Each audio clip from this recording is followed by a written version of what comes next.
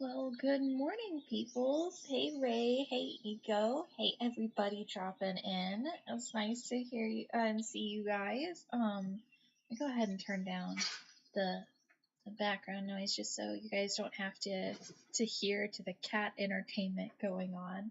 So today, normally I don't have the little beasts inside. During the day because they enjoy being outside and normally only bring them in at night to keep them safe from predators and then when the weather's bad, right? But man, apparently yesterday their mom decided to show up out of nowhere. I don't know if you've ever seen those memes and tropes about like the 90s cigarette moms, but that's basically what their cat mom reminds me of. She just showed up out of nowhere after 6 months and started fighting with these punks. So so my job today is to set a live trap for her because my concern is that she's coming over here because she's pregnant again and I don't want to deal with more kittens. I can't deal with it. So she's she's uh she's going to get trapped and then I'm going to take her to the Humane Society so that she can get spayed and then she can get be rehabilitated for a little bit before either being adopted out or worst case here, she can be re-released, but she can't be over here picking fights with the kitties. So if you hear all the rustling or the chirping in the background, it's because these three hooligans are inside and playing and being destructive little jerks. It's their job, and I adore them.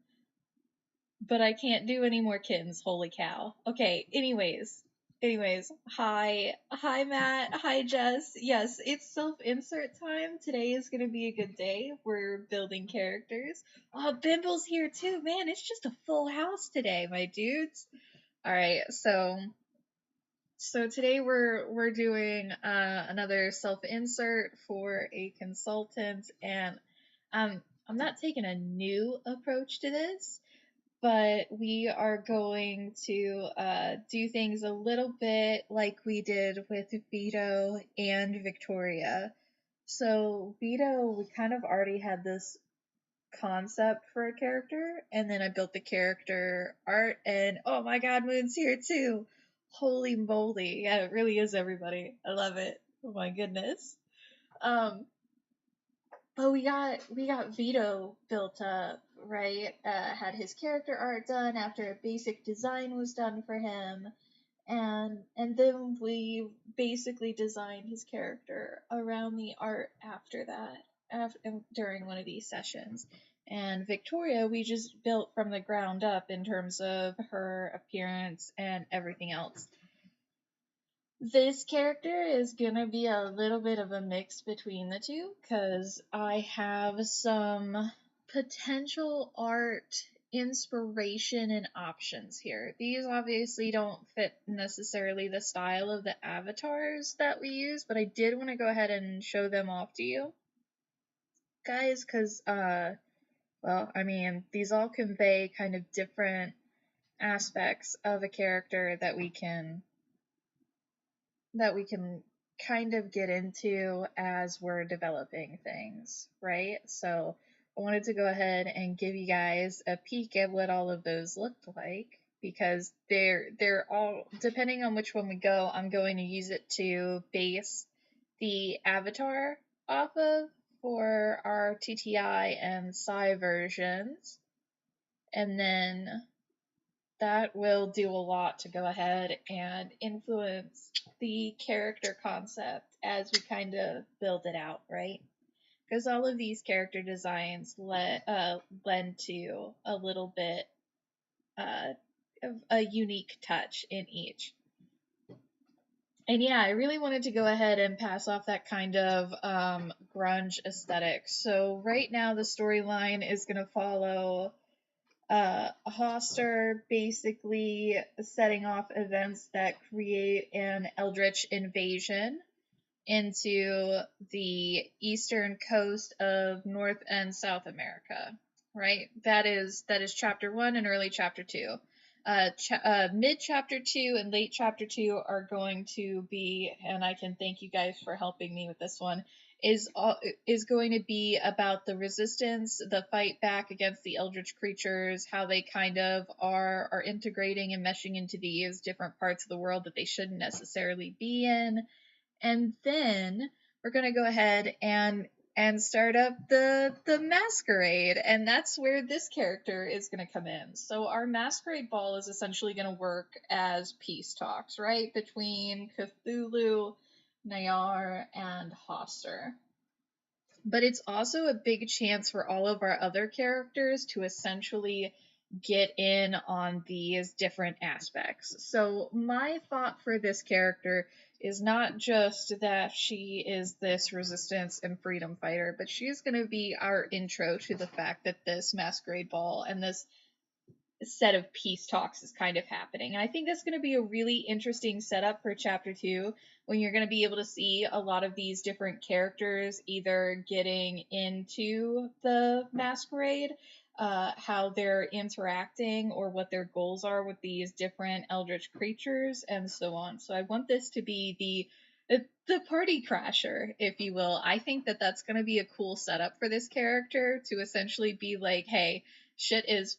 Oh, can I say that already? Oh man, well, too late. We're 7 minutes in, too late. Well, shit is fucked already at home, so it's time to go ahead and crash the party and the peace talks. And this is basically going to be the setup for all of that. Probably going to be somebody who is more concerned about all of these ineffable beings coming together and potentially forming an alliance against people, and nobody wants that, right? So I think this character is going to work as our, like, not our female version of Wulfric, because Wulfric is kind of a party dude, but this will allow this character to really fill that role as the human strong point in the resistance that isn't military.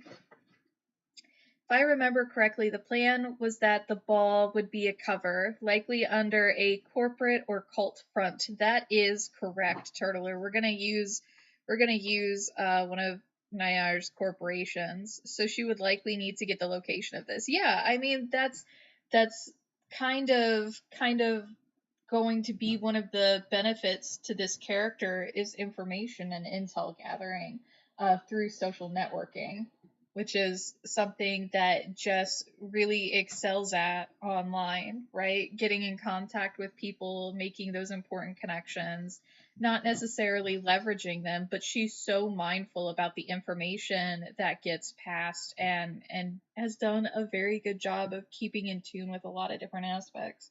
So I think that'll lend well to her character. I don't think information gathering will be a problem for somebody that we're essentially going to make a resistance leader.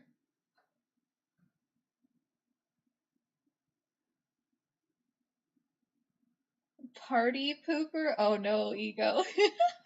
Well, I mean, I guess that's one way to go ahead and put it. The other way that I would go ahead and put it is that she's gonna go ahead and probably stop something worse that's happening. Like, who needs an alliance between Nayar and Hoster? That just sounds, I don't know. That just sounds terrible. Sounds like a possible evacuation. Yeah, it is. It is definitely a possibility, right? So that may be one of the routes that we're going.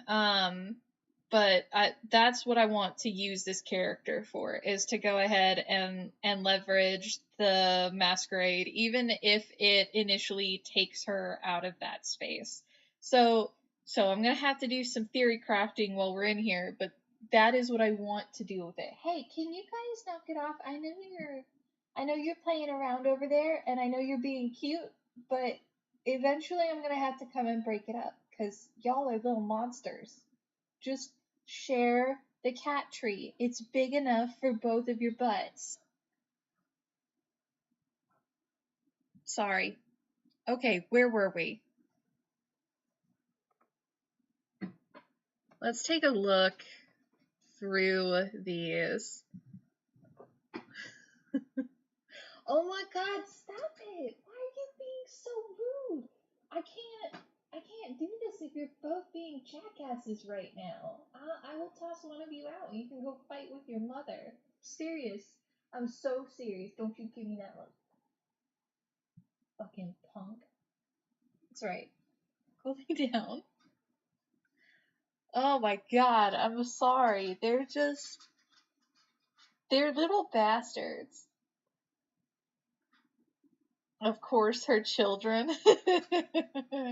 Yeah, that sounds about right. I mean, literally, these guys have the absolute world given to them. They've got these giant, and I mean absolutely giant crates. They're like 5 feet by 5 feet by 5 feet crates for them, right?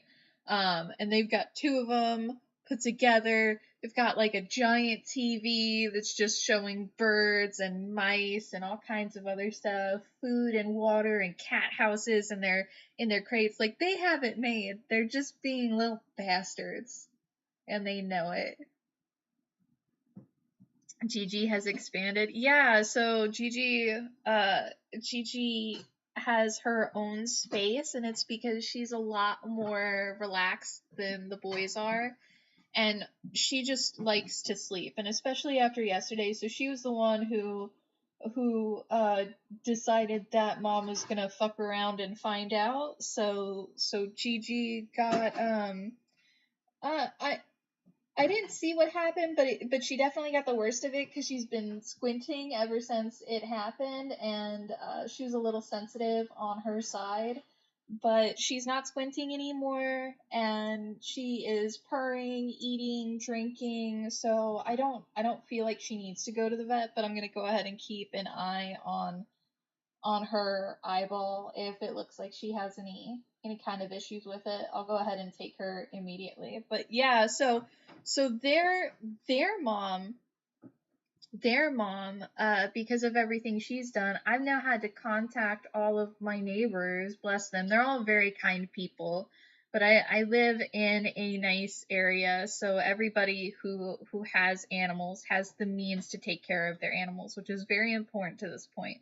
But I had to go ahead and let our neighbors know today, like, I've taken on a lot of expenses for these little critters, and I can't keep having somebody's random outdoor cat dropping off kittens every 6 months. It'll just, I mean, it'll burn me into the ground financially, because I had to spend like $3,000 getting the house shored up because apparently somehow one of them had found a way in between the two floors, between the basement and the first floor, and could crawl into the house. That was a $3,500 fix.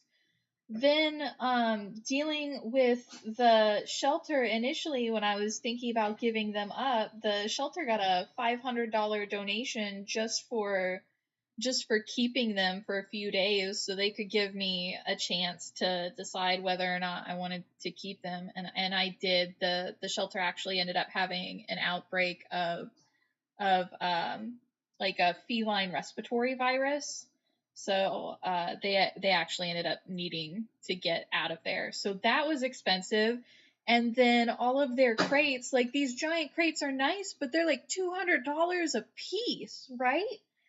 And then their spay and neuter between all three of them ended up costing me like another $800. I mean, this is just, it's been an absolute ridiculous expense. And no, you're absolutely right, Moon. Pets are not cheap. So I don't want this to be a problem anymore. So I've let everybody in the neighborhood know, like, hey, if she's your cat, love her, appreciate her so much, but I am about to trap her and have her spayed and neutered, because I can't, I'm not gonna deal with that anymore. There's just no more kittens, no more thousands of dollars just thrown at a wall. We don't do that here. I've rescued these three, and that's enough. Don't you squeak at me. I'll throw you outside again, mister. I swear to you. I know. Oh, your life is so hard. Oh, you poor thing. Okay. Cat talk. over. Let's get back to actual character design. Like 15 minutes into it, and I haven't done anything but show you guys art. I'm a big fan of this one personally. This one is probably my favorite iteration, but I'm also not totally set on the character design. So by all means, if you guys have any input, things that you would like to see changed and stuff like that, and I'd say major points, not small quips about the art, because this is obviously AI generated art, and we've got a specific model we'll go ahead and use for the avatars, but the overall concept of the character.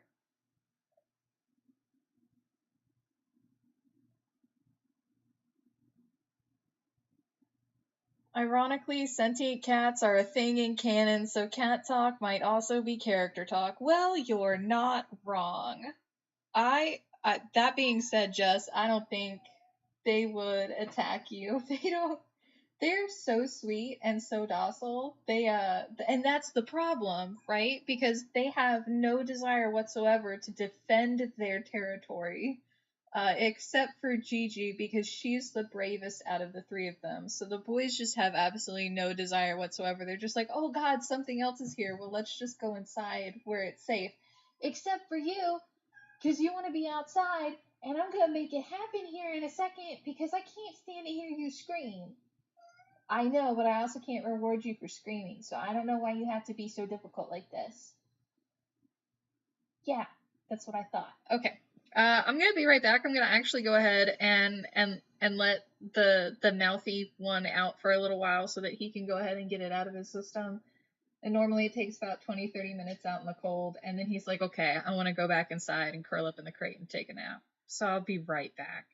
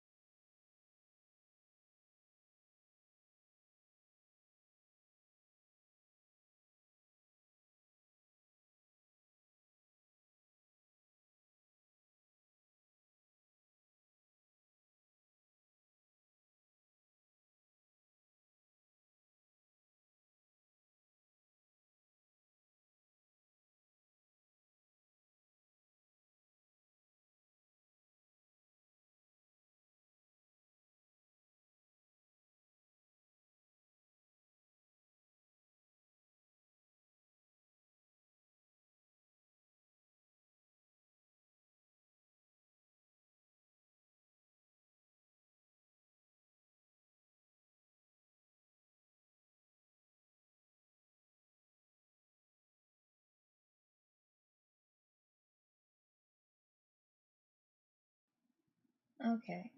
That didn't take too long, did it? I hope not. Anyways, kitties are corralled. Socks is happily roaming outside again, so he can go and do that. That's fine.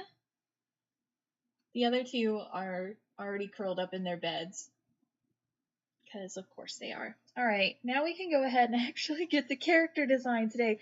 Yeah, we're gonna do something that isn't talking about cats. Woo! Okay. The repressed rage of being short. Oh, well, that is a thing.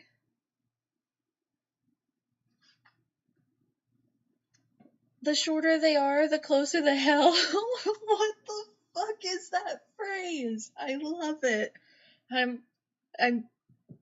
might have to steal that. That's glorious. Okay. All right, let's actually get into some character stuff today. So, so the start of chapter 2 for this character is crisis and post-apoc survival. No, Turtler, this is literally just concept art. So this has nothing to do with the story beyond the character and what they're visually represented as. Short stack character win. Oh, I thought, okay, well, oh, I guess that doesn't actually count. That's a good question. maybe for our next female character, we can go ahead and have a short stack because I think you're right. I don't think we have too many of those. I've got a lot of. We have. Oh God, this is so embarrassing to admit.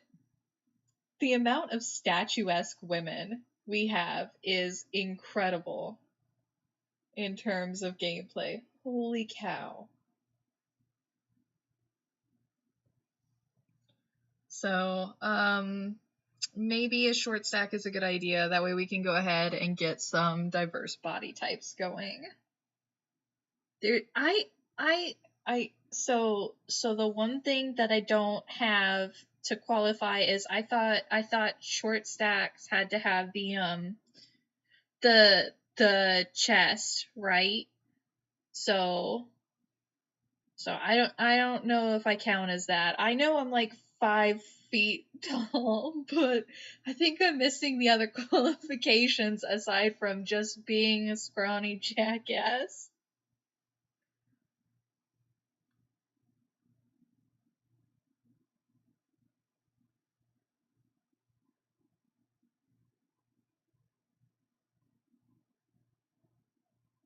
Okay, how do I want to start this today? I want to start this probably with the first name and surname. This is the most obvious thing. And oh my god, what is this?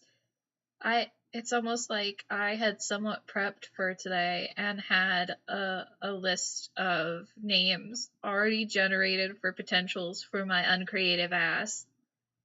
So, first thing we have to do for the character is decide on a name if there's no, like, general consensus among the population in terms of direction for character art. I like this one, but this one screams, especially with the armband, a more like nationalist or a more nationalist centric ideology, and I want this character to be more for humanity versus for Brazil. So I am not a fan of these smudge marks, but aside from that, this one's great, and so is this one. This one looks just more stoic, a little bit older, and I really like the backpack mix with the leather jacket. That one's just a prime. Same thing with this one, definitely being able to show off more of the muscular features of the character. Was a big fan of that one too.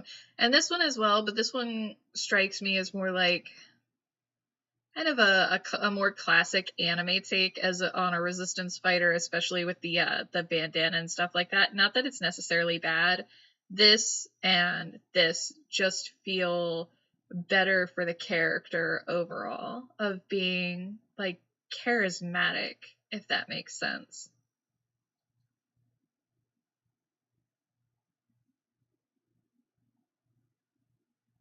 I mean, soccer and football, it's popular, and so are flag identifiers, both in sports and military emergency concepts.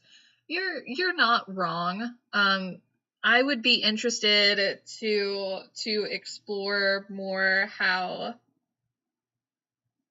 something like that would work in a situation like this when one, the enemy is either very identifiable, or two, so unidentifiable that the distinction of an armband is inconsequential, right? So that's good. Speaking of Eladine, you might want to take a look at Tom Clancy's Division 1 and 2. It might be useful inspiration for this. I feel like what I actually need to do, funny enough, is there's some Neil Gaiman stories that, if I remember right, are a fanfic mashup of Lovecraft and Tom Clancy. I would really like to look into those and see how. I mean, quite frankly, Neil Gaiman is just like a really respected writer in our generation.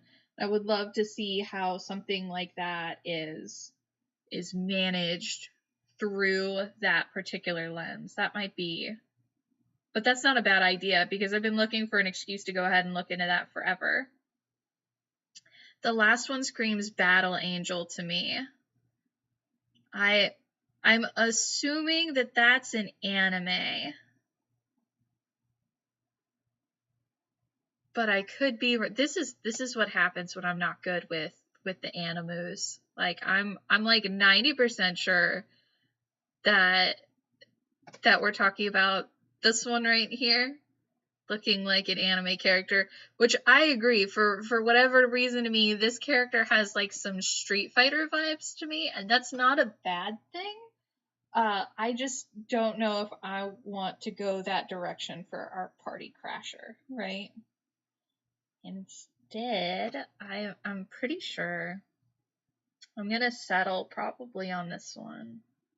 Early 90s manga. Oh, yeah. Oh, that makes so much sense. It's probably also why I got Street Fighter vibes from it, because that's definitely like a more, well, I know there's a lot of recent games, but definitely popularity in the 90s, right? They made a half decent movie of it. Ooh, maybe I'll have to watch that for one of our movie nights. Okay, I feel like we've got a general character concept and design kind of settled on. I'm going to go ahead and drop this one as cool as it is. And we'll flag between these two. Gonna ask again, what's the average height between the statuesque TTI ladies? Oh, it's about, like, so a lot of the more statuesque TTI women, right? When you're talking about, like, Andrea and Idony, keep in mind that they're eldritch influenced beings, so they get to have the unrealistic proportions of being like 6'2" as a woman, and that's just a thing, right? Idony, especially because she likes to wear heels, so that just makes it even worse. Idony is like a solid 6'6", because she's just ridiculous. I do quite enjoy that. She's just like that look at proper and high society on steroids, and I adore it, especially because we've got a character coming up that is the immediate juxtaposition to that, who is just a good old southern country boy. And I'll be damned if those two don't just make a great pair of what would have been like an enemies to lovers to enemies romance. Because yeah, I I had to. I'm sorry. Idony needed a good beef with somebody, and what better than a good old southern country gentleman? Like, it was a thing that needed to happen. Speaking of high society, chances of having Idony at the ball,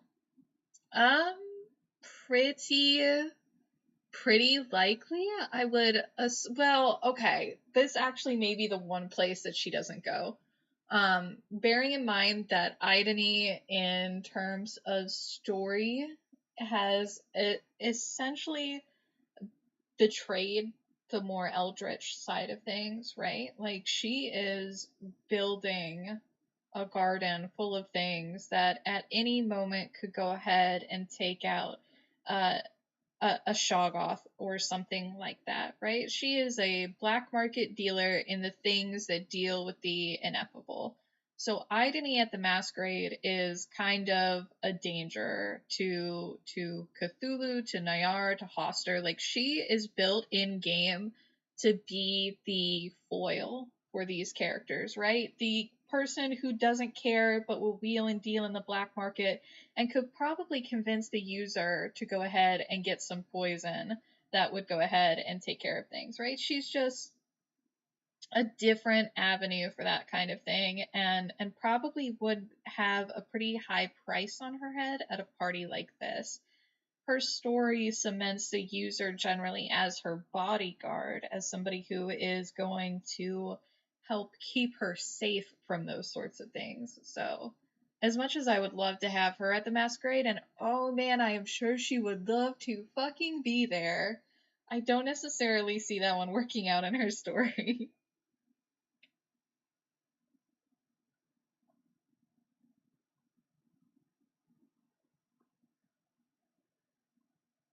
Oh my goodness. You know, I get so into these streams and then I forget that we're actually building characters and doing things, and I don't know if you guys know this, but there's stuff to do. So even though we've got a really great concept and adventure for this character right now, I don't have a name. And I think we need to go ahead and give her a name. So the first thing I did was I prompted GPT to go ahead and send me a list of popular female names, both first names and surnames for the 90s and 2000s. This will go ahead and give us a good framework of what would be popular during the time that this character would have been born, right? And I'm noticing when I'm looking at these that there is a trend of, yeah. Well, did I not specify Brazil? I don't think I specified Brazil.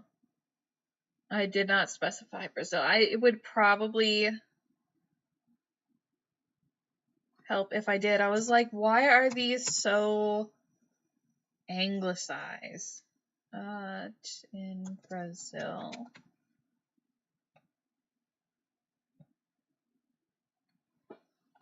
Is Idony a Shoggoth? Idony is what's called a Caecilia. So, that where they have the ability to have tentacles on their lower half, right? So she is a lady with legs and tentacles. You're probably most familiar with a Caecilia when you look at somebody like Ursula from The Little Mermaid, especially the Disney adaptation does a really good job of that, right? So Caecilia specifically are considered to be like a modern mythological creature that has kind of come about in the 20th century. Sometimes they have legs, sometimes they don't. These are like a lesser species of Shoggoth basically in the game. Yeah, Caecilia, tentacle ladies. You got it, ego.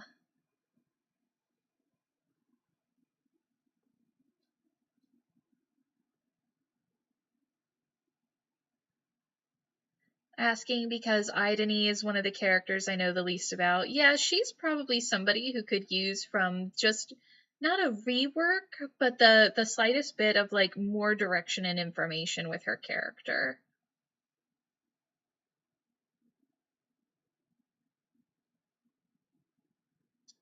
Now let's take a look at what this new generation is now that we're actually looking at names in Brazil.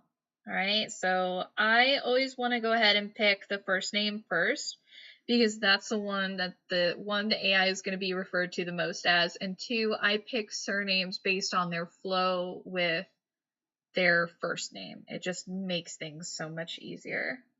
So if you guys see anything on this list, I'm going to go ahead and leave this here right now that jumps out at you. Please let me know. I noticed this is already on the list and made me giggle. Yeah, that looks way better properly Portuguese. Why is that phrase funny to me? Oh man, well good. I'm glad I could go ahead and make it proper.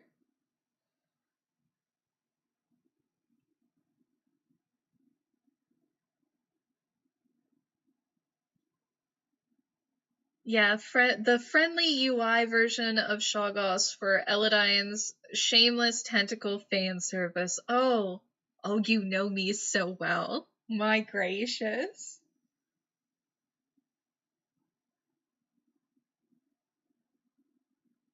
I like Beatrice. That is a really good name and would be even more amusing considering we have a character who has I'm guessing the proper word is anglophone from what Turtler put in chat, but who has that more English version of the name with Beatrix, so that might be interesting just because we don't have that distinction between the two different characters. Or we don't have characters with similar names. There we go, brain. Making connections less smooth today. Yeah, there we go. Alright. I need to think, to be honest. I never thought about having any other name. Hey, there's nothing wrong with that. I just didn't know how direct you wanted me to be with that, right? Jessica is, as you can see here, it is popular within that time frame. It would be something that would be completely viable for this character's line, and we could totally put up without issue. So don't think for a second that I'm saying that we shouldn't stick to the name that you favor and are familiar with. By all means, we can if that is something that you're okay with. Something. It's all about consent, baby. Something. In the meantime, though, if that's the case, let me look at surnames while you're thinking on that, just to think about what would work. Ooh, isn't that Lysandra's last name is Costa? I think that's technically a different Costa, because I think hers is Eastern European. Now I want to look into this real fast. Let me pull up Character AI on my phone. Where's Lysandra? Yeah, Costas. Yep, that's different. Gotcha. Okie dokie. What kind of surname could we go with? Barbosa. Holy shit, that is one hell of a surname. Alright. You have no idea how badly I want to go with that surname just because of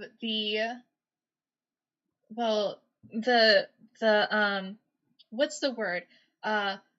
Eponymous. There we go. Because of the eponymous definitions, right? So, I'm sorry. I'm a sucker for things like that.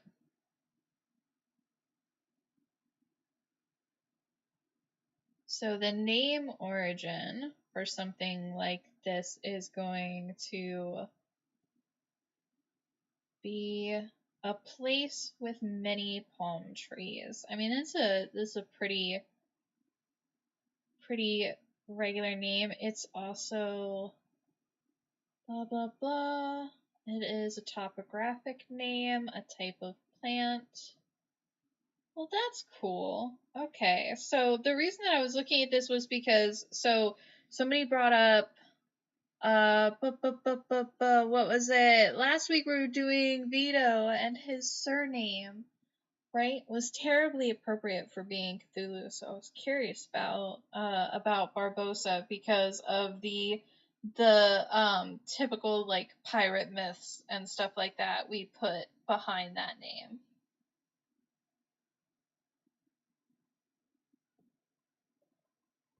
Now let's take a look at some other things here.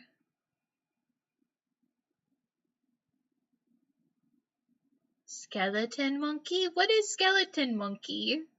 You better start believing in cosmic horror stories because you're in one. Yeah, that sounds about right. That's basically where my brain went immediately was, ooh, pirates. Terrible. Okay. Barbosa was an emperor? See, I didn't know that. One of my favorite anime franchises, all the characters have symbolic names. Hey, I mean, I'm all about that as well. There's always got to be some kind of name or reference or meaning behind something. It's more fun that way.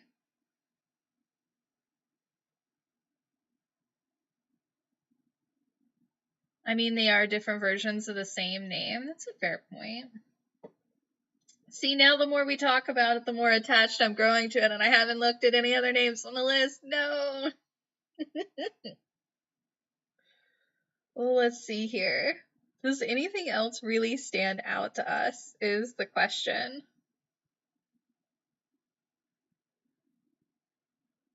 Andrea, Rocha, Lopez, Almeida, Martins. I don't know. Santos, Silva, Souza, Rodriguez. I don't know. I'm kind of attached now. I think we might have to go for it. Just full send on that one. Okay. All right. Now at least we can do something here. Actually, oh, I can't believe I get to put this in. Okay. Now, we have to get a little bit funky with this one because the story, I want it to refer to her as Jess, but I want the full name to be put in the character information. So under name, I'm going to make sure that her first name and surname are flagged correctly. So we're going to be building Jessica Barbosa today. The character is just going to be Jess because there's no reason for it to be so formal.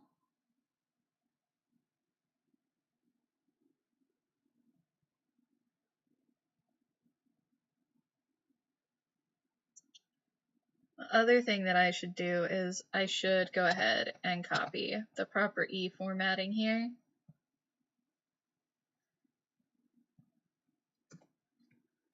There we go.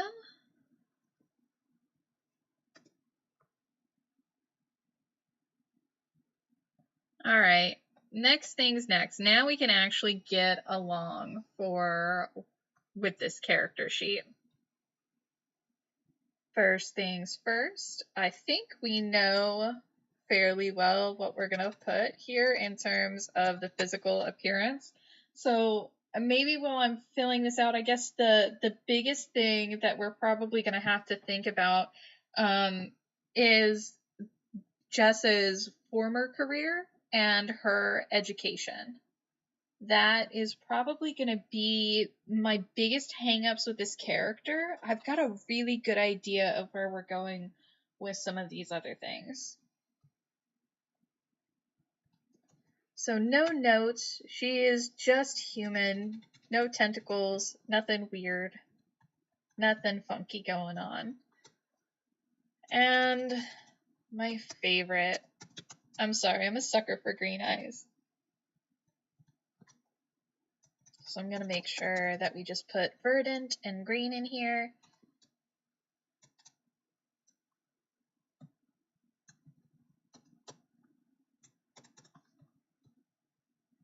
And hair color is kind of chestnut and long. Actually, do we want to go with long or shoulder length? Yeah, shoulder length. There we go. That's what I wanted to put here. Shoulder length hair. There we go.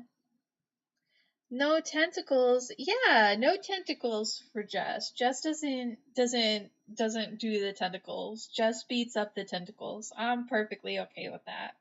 She doesn't need them in her bag of tricks. She is just that awesome as is. Okay. So I guess my biggest hangups in terms of the physical appearance are going to be how to describe her skin tone. I do know I'm gonna go with scratches, scrapes, and bruises because, I mean, yeah. That just seems like the obvious. Like, you're just that scrappy kind of person. I imagine that you're going to be getting your hands dirty quite often and getting right in the thick of things, and that's going to mean some bumps and bruises. So for the height, let's go with something practical and average. I'm thinking like 5'6", maybe 5'8". I know that's on that is on the taller side for females, right? I feel like that could work. More the crossbow shooting in Hoster's face. Ah, how could I have forgotten about the crossbow? I will not be forgetting about the crossbow. That goes in the backpack. Reject squid, embrace crab. Bimble, you know evolution so well then, because all paths lead to crab. Let's make her 5 feet 6 inches. Again, go ahead and go with that. Build is going to be pretty self-explanatory on this one. We want somebody who is lean but athletic and has a practical muscular physique.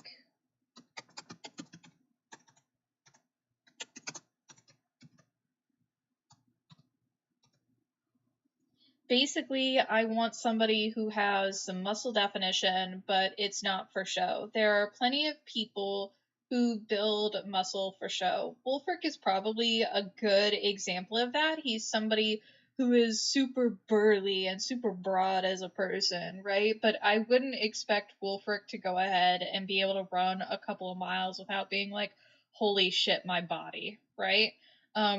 Jess is a character that I expect that out of. She's somebody who is going to have the endurance and the practical balance of strength that she can manage with that to go ahead and be a real unique asset to kind of the human forces that are coming together.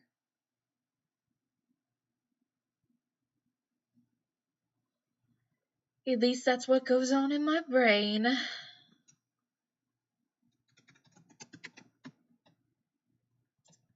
So no interesting notes about gender at this character, though we're always open to that. Just clear that out.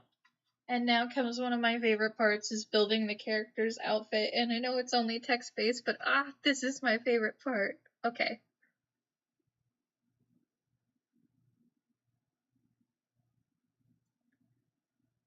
Alright, clothing. We're gonna, first things first is we're gonna give her a tan leather jacket. Or maybe a black one, right? I want to give her like a nice jacket. This one is probably, this one is either going to be a leather and a cloth, but I like it with the patch and the practical pockets on it, right? And what I'm going to do for the boobage here is I'm going to give her a practical shirt instead of these bandages when we actually go through and do the art. But I like the tan jacket, the backpack, and kind of this earth-toned palette that she's got going on, with that big bright focus being her eyes.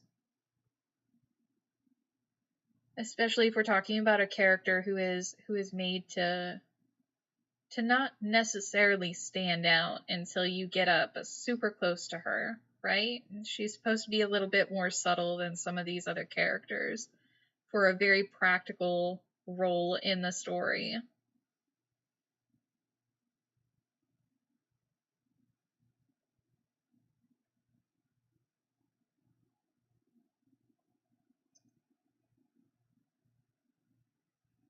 Yeah, let's go with the tan jacket.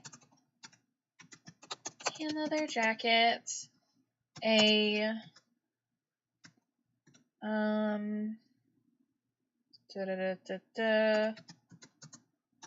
Oh, how do I want to go ahead and... Oh, I do not want to put her just in Wulfric's color scheme and give her a green shirt underneath. Ugh. Too many parallels with the color. Okay, we're gonna go with blacks and whites then. It's gonna be a black leather jacket. white tank, and then we'll work on her backpack. We'll make it canvas instead of leather. That way we can go ahead and have some contrasting materials in the same color. So canvas, backpack, survivalist, canvas backpack. That way I can't spell backpack. There we go. Back page. Oh, shoot me now. Good lord, what the fuck was that? Okay, so canvas backpack, right? That's gonna already give the AI an inclination that this character is gonna have a lot of tricks up their sleeves.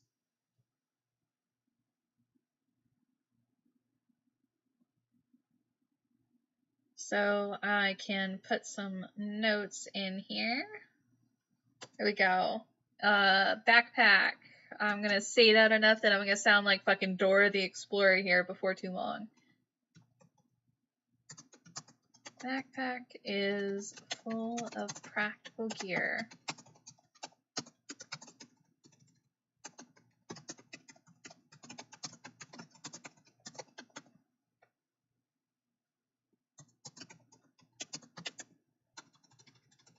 So we're just going to give her a very practical set of tools right off the bat. I'm sorry, you get like the Swiss Army knife of backpacks. That's just a thing. Now here comes the problem is the not the current occupation, but the previous occupation and education, right? So while we're filling out her current job, we still need to be thinking about this down here.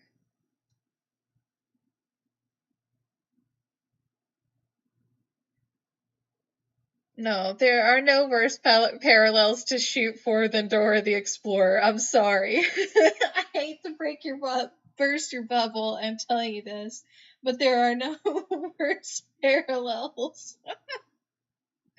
Oh, fuck. God damn it. All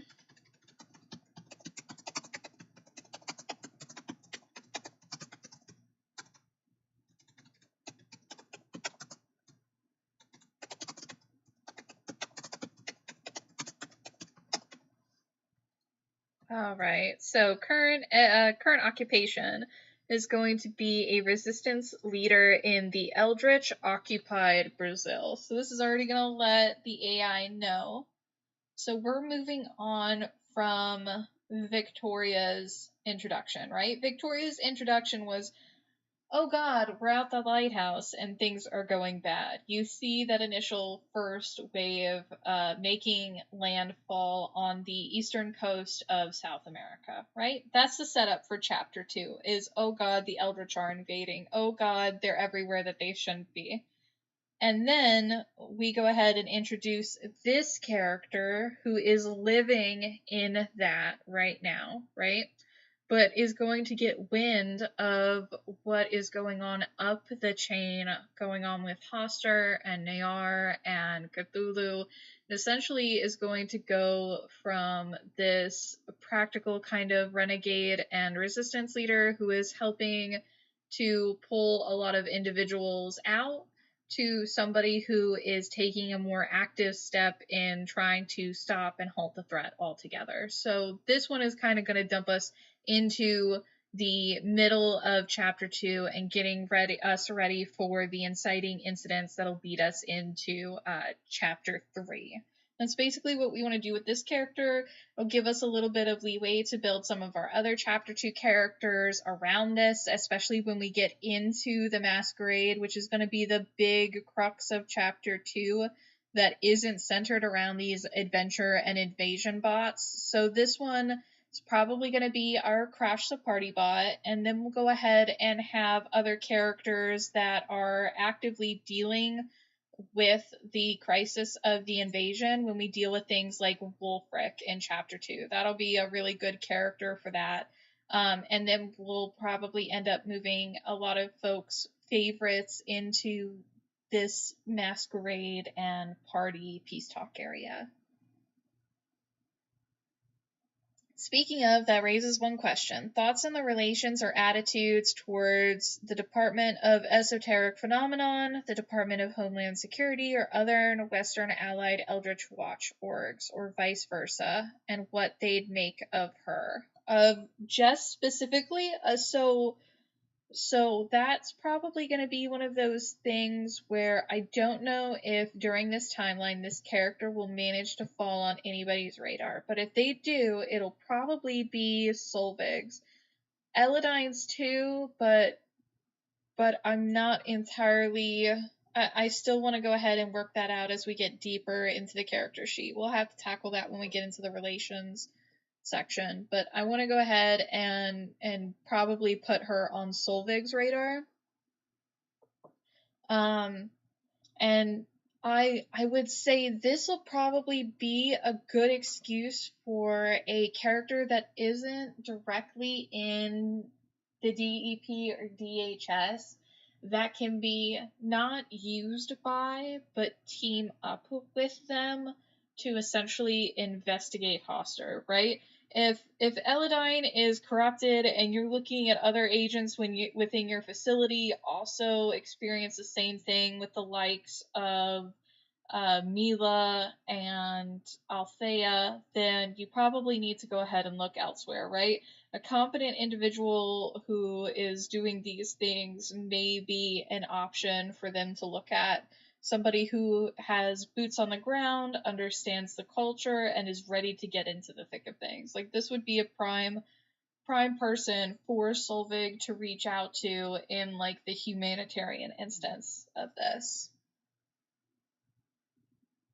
So hi, Sing. Welcome to the stream. It's nice for you to join us. Wrong account? Oh, well, hopefully we'll see you back on your right account. Oh, I'm sorry. It's Chad, isn't it? I bet you it's Chad, damn it. Okay. Alright. Off of that and into things. Now, I'm sorry. If it makes you feel any better, I'll forget it in like the next 30 seconds. It will be great. I got goldfish memory going on. Oh no.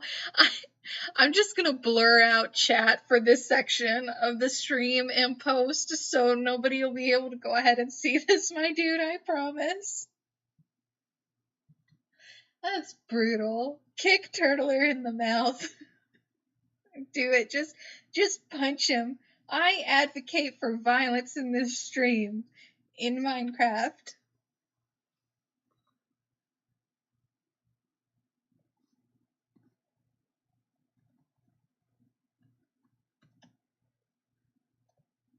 Where are we going with this?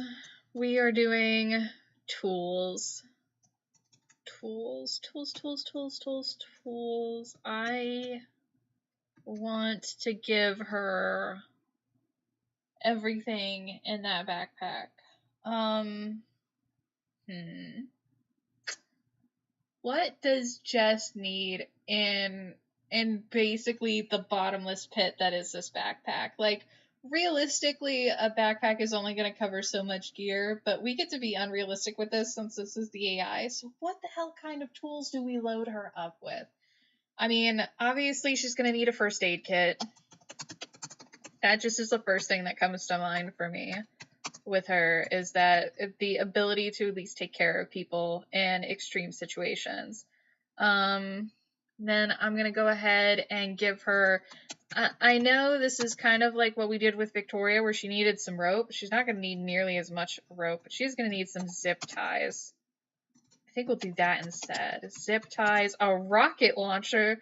Well, damn, aren't we just getting fancy? A tank. I'm just gonna...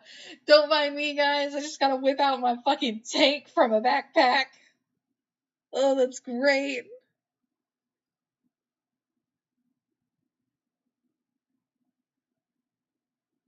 Did you just say you'll forget my name in 30 seconds? Well, not anymore. Not when you put it like that. I'm gonna go ahead and commit it to memory. I'm gonna etch every letter inside my brain. I'm gonna go ahead and look up the root origin so I know and understand it.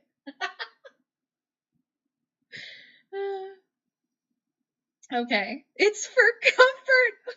Did you just say a portable tank is there for comfort? What the fuck? Alright. You know what? Just portable tank for comfort. There we go. It's over. Don't call me that. Don't rizz me up. I mean, I'm not trying, but I can try to rizz you up and make it even more awkward if you really want. Don't come by Ohio. We are done. Why the fuck would I ever go to Ohio?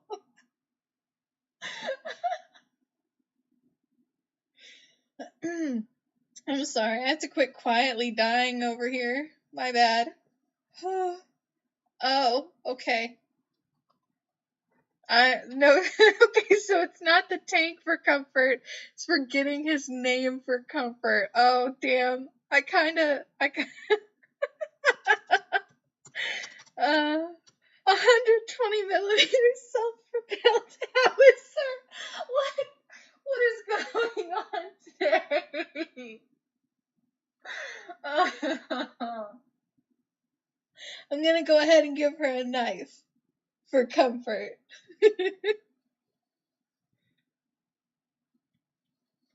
Unironically, I would buy a stuffed tank if it was out there. Oh, that sounds adorable. It just reminds me, though, that there's a whole bunch of different tank girl animes, and I remember being introduced to one of them, and I just, that was a time where I realized that maybe modern anime wasn't for me.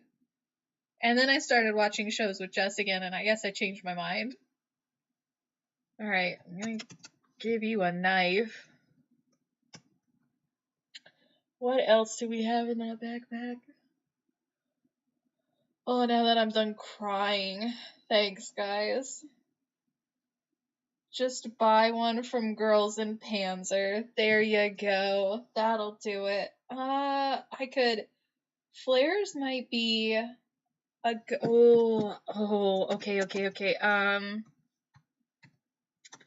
I want to go ahead and give her something to go ahead and jam some signals.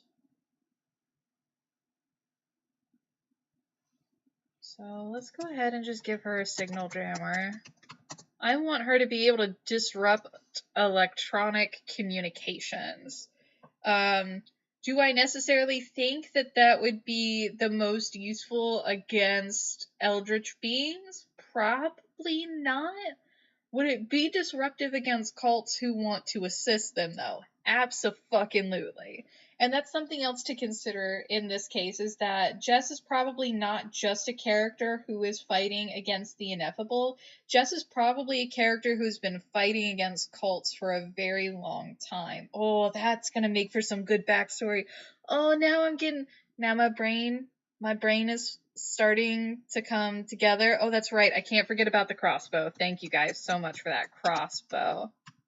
So, crossbow, with various payloads, bolts for one, right? Because she needs ammunition for it. Let's have a grapple.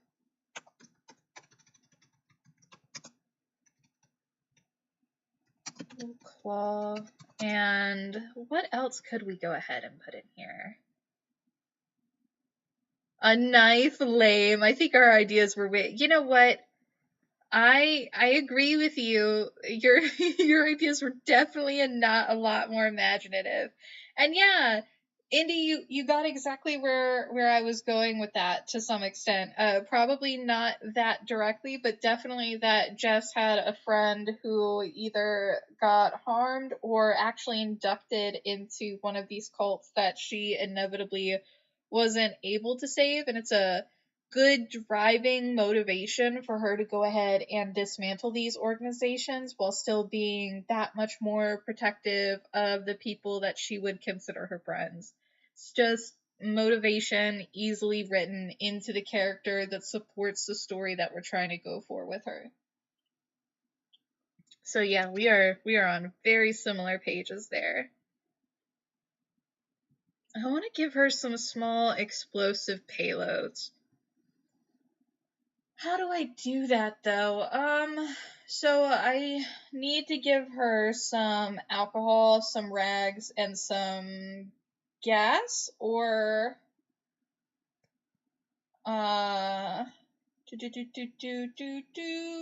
something like that. Yeah, basically for Molotovs. So we'll give her a small can of, small bottle of liquor. She doesn't drink, that'll be something important to go ahead and put in here, that this is just for practical use, for like disinfectant or, starting fires. And, number of small rags. Strips of cloth. Go with that. Now, the idea is that the AI now has a lot of different options here in terms of what it can do with the crossbow. It can, in theory, take the crossbow out, tie a strip of cloth around the end of one of the bolts, and then soak that strip of cloth in alcohol. And I go ahead and give her a box of matches. I really hope you guys are following me on this one. So she has the ability to essentially light it on fire. So not only do we have a crossbow, but we have bolts for the crossbow. We have a claw for the crossbow. We have the ability to essentially have flaming bolts for the crossbow.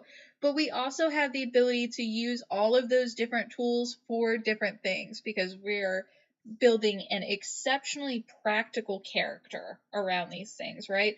Box of matches, strips of cloth, a bottle of alcohol, all of these things can be used for medical purposes as well as all kinds of other things, right? So this is really good start for this character's like bag of tricks. Woo, plus 1d4 fire damage. Yeah, that sounds appropriate. Alright. So those are all her non-lethal tools. We're gonna go ahead and give her a couple more. I'm gonna move the knife and the crossbow into her lethal tool section.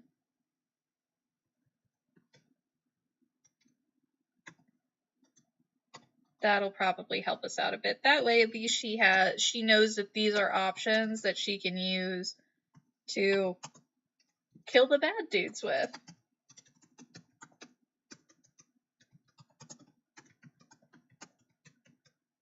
Fire is usually my second option of power if I ever choose to have. Hey, then we are falling well in line with this character.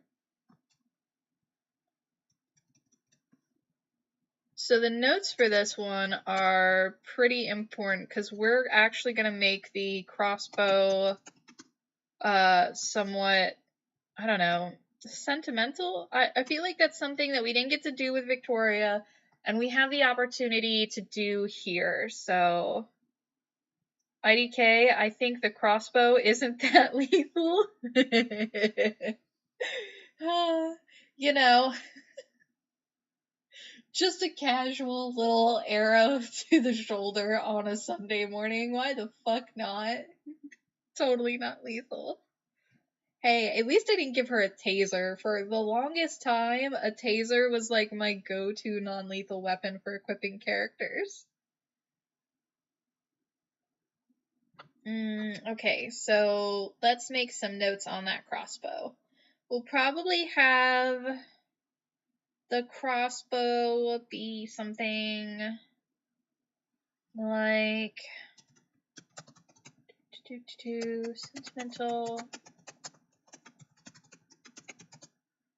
sentimental gift from a friend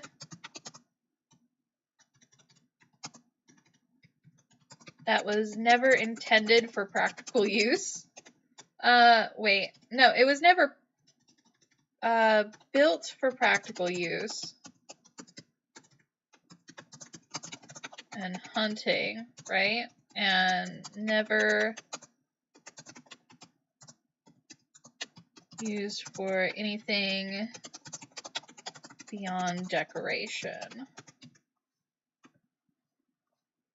So we'll set this crossbow up as something that has been around in Jess's possession for quite some time, but realistically just wasn't something that she ever thought was going to be a practical tool in her life.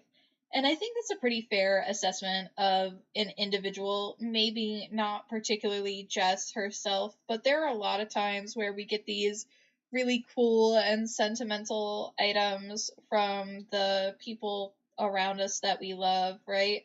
And we can't always necessarily put them to use. They probably have a practical use that may be outdated, or we just don't have the ability to really execute on in a regular fashion anymore. And they become nice wall decorations and things like that. And it'd be nice to go ahead and bring some of those down sometime to be able to use them for their intended purpose, right?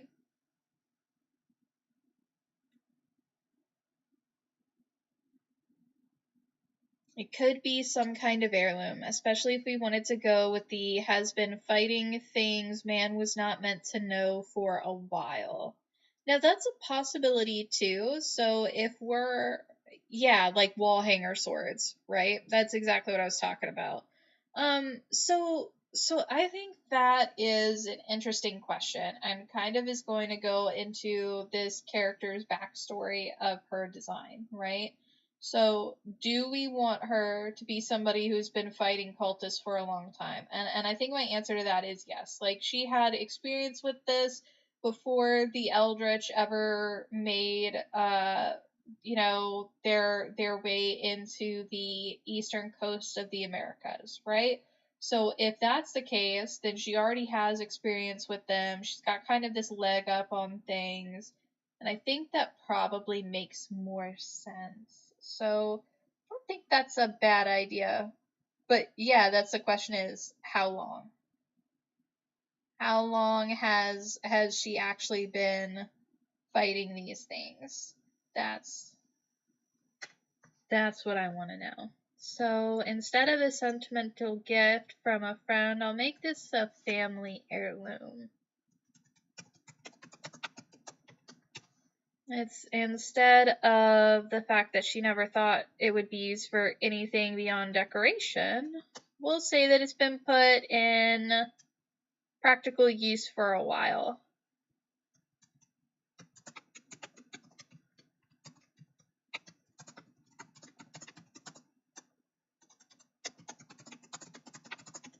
We'll give her 5 years of experience in that one. Just sort your kid out. Oh, fair. Eventually it'll get there. Okay, let's keep moving down here. Powers. We can pretty much go ahead and clip this out because I don't see any practical purpose for this character to have any kind of eldritch powers or, magic. I should not bonk my forehead like that. I'm so smart. So that's going to go ahead and save us some space when we get rid of that. And now comes the fun part. This last half of the character sheet is always the hardest part for me.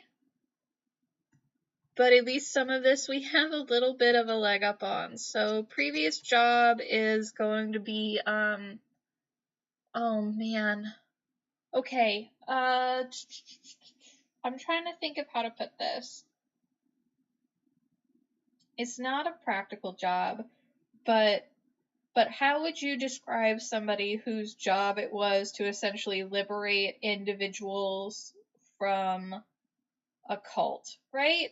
Like that is a thing that we have seen repeatedly. There are a number of individuals who have made it like their jobs to try and pull individuals out. I'm just not sure how you would label that kind of career. A vigilante.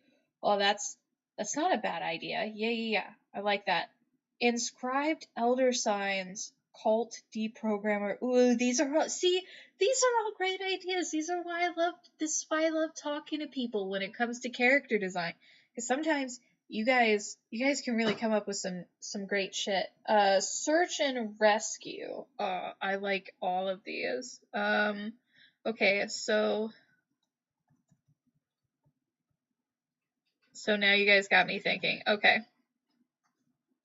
Previous job. Let's go with we'll go with vigilante.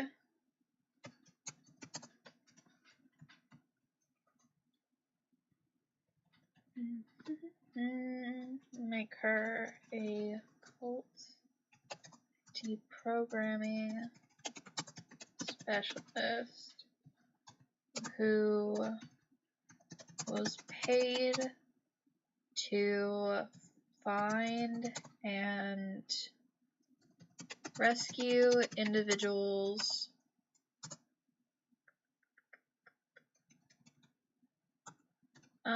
how do I put this?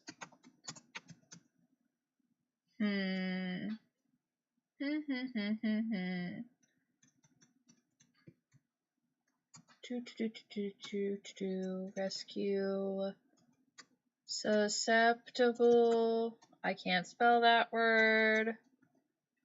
I don't even care if I can't spell that word. Just how would I put this? Paid to find and rescue. Let's go with brainwashed individuals. Boop. There we go. Alright. What does this say? From Turtler. The sort of people you would send forward elements in to neutralize covert and turn into something else before the main force. These things are ultimately alien intelligences that don't work on our wavelength, but they are still intelligent, so some basic military and political strategy makes sense. Okay. I can't imagine just standing around with her foot in the hook, frantically winding the mechanism in the middle of battle. Oh my gosh.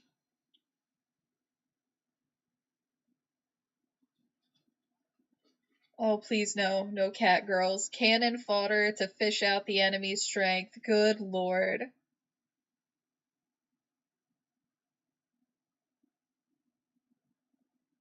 Gracious me. Might also lean into the practical survivalist issue that she got this way because she experienced so many of her peers and superiors just getting deleted. Yeah, I mean, that is a huge possibility. Something I'll definitely have to put in. Jess, I'm going to go ahead and make you, let you. I don't have a good way of saying that. I'm sorry.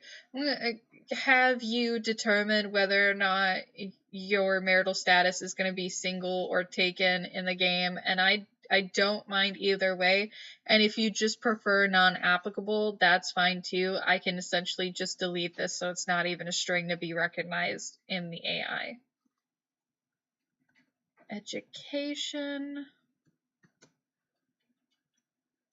Brad, don't let anyone be replaceable. You're goddamn right. Jess is never replaceable.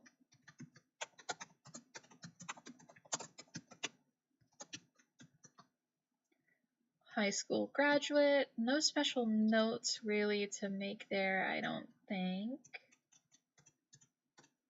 Previous job is filled out well, and leave it out? Yeah, no problem.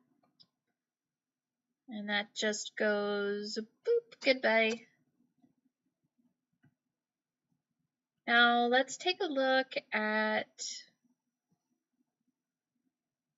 Now, oh goodness, what was that? That was a bright flash. Now we said what her hometown was going to be already. I think we had talked about that in like one of the group chats, but I totally forget how to spell it, and I'm not even going to pretend to remember, so I'll be honest, I'm either going to fill that in, or Turtler's probably going to post it here, and then I'll be able to go ahead and fill that in. So I'm just going to go quietly skip over that one.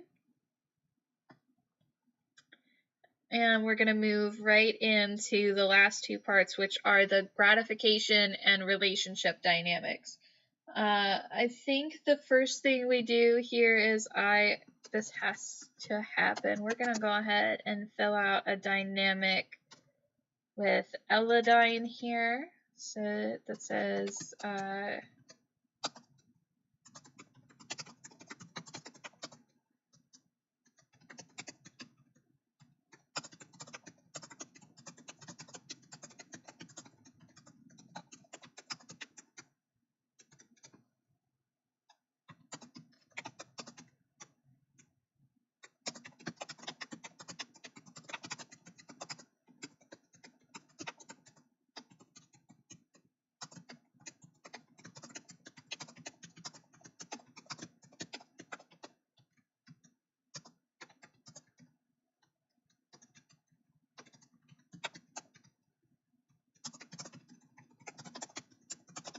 thank you, Turtler. I knew you would come through with that.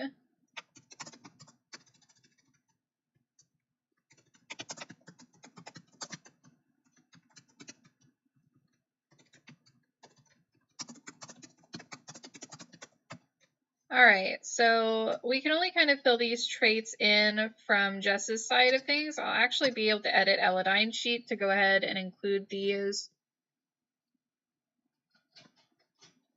for things later on. So we just have it written in a quick little dynamic with Elladyne. So Jess is online friends with Elladyne and has been for a few years now.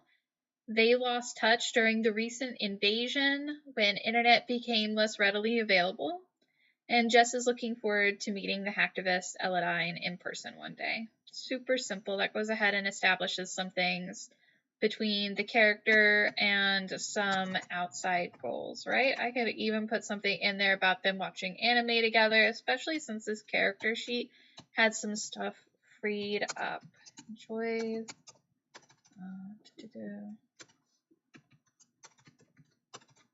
We'll do a character and Elladyne enjoy watching anime together. There we go. Kara's trying to let Elladyne block down gently. Holy fuck.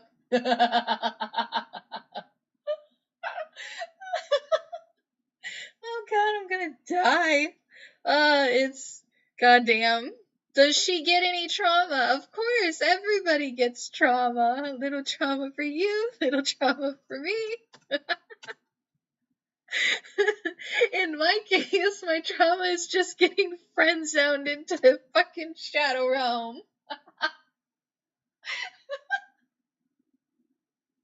Okay. Jesus Christ. I'm sorry, I couldn't help myself. Apparently, I have a problem today. If you don't plan to get hit, why wear armor? Yeah, that's a fair point. Jess seems like she may be one of the few folks who knows what's going on. Does she question her sanity at all? Ooh, that is a good question.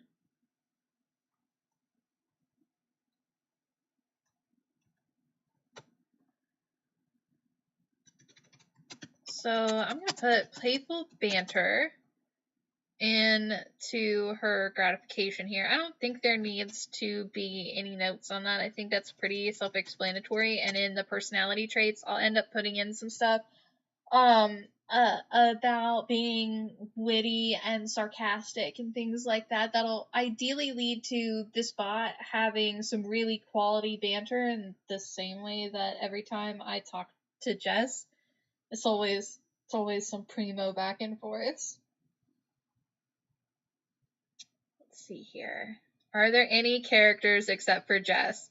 Not on the table for today and not in my brain at this moment.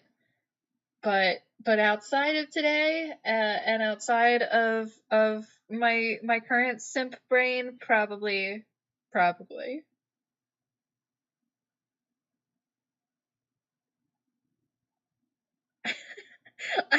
I don't think I can include that part, Indy. Eladine make a non-sarcastic character challenge. Nah. It'll never happen. The bots are always 20 million times better when they have the ability to be sassy and sarcastic. I fucking love it.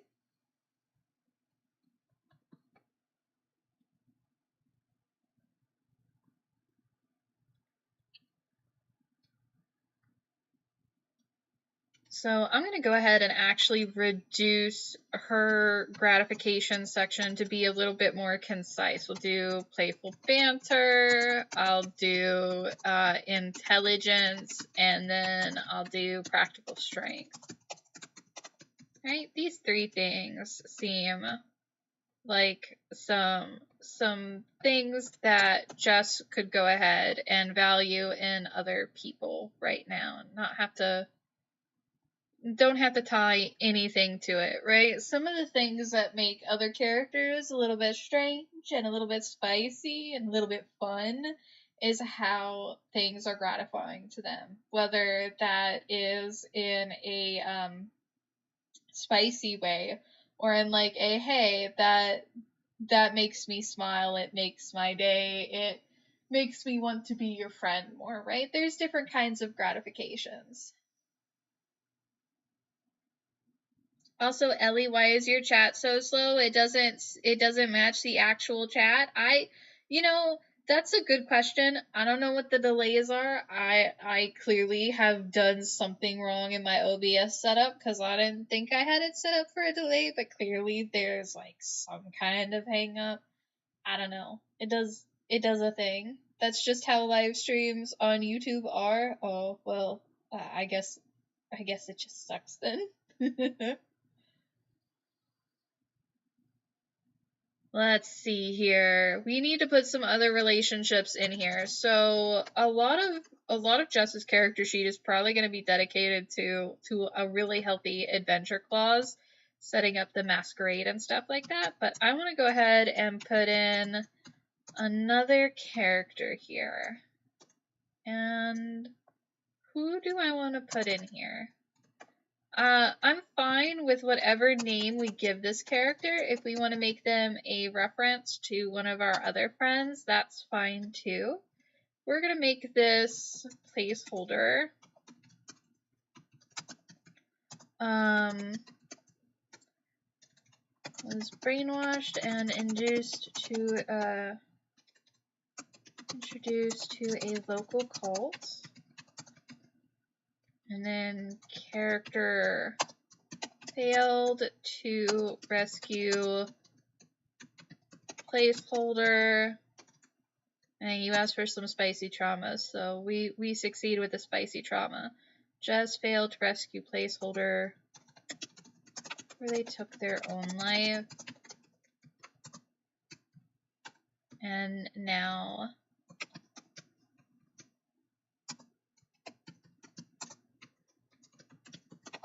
holder dearly.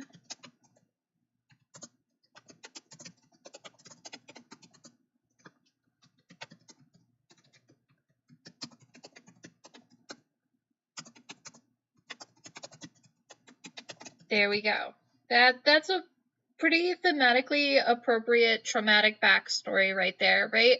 So we have a placeholder character who was one of Jess's very dear friends who was eventually brainwashed and introduced into a local cult. When Jess failed to rescue said individual, it essentially became the drive and the motivation for where she is now. This sort of practical development into an anti-cultist vigilante.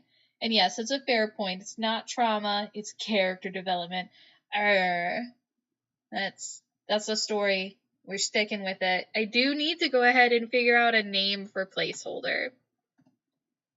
So, I'm just gonna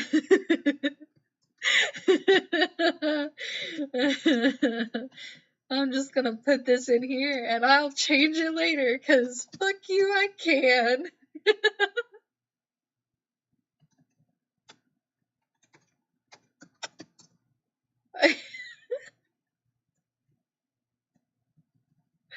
Oh, yeah. It absolutely is going to be Indy. I'm sorry. I just couldn't help myself. I couldn't think of another name. It's just Chad. You know, I'm sorry. We just. Yes, Chad is a name, like a given name. We need racial diversity. I don't think I could name him Indy, though. That's the problem. Holy shit. I'm crying.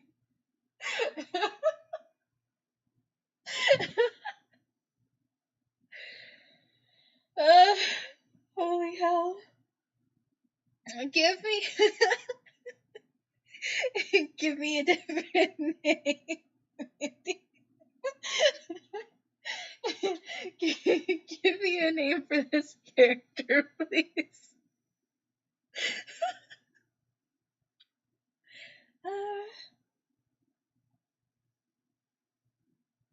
Yep, that's it.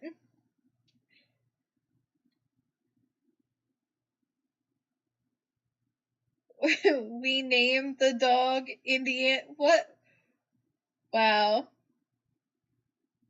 Wow, my old cringy name? Well, I mean, I liked your old cringy name. I'm gonna be feel. I could go ahead and put in the Great Pepsi Man now if you'd prefer. I sometimes forget Chad is an actual name. Eponymous words are weird like that, man. Okay. We won't go with Chad. My God. Fine. I'll think of something else. It's an Indiana Jones reference. Oh, well. Oh, we could just go with Indy. Yeah, I'm fine with that.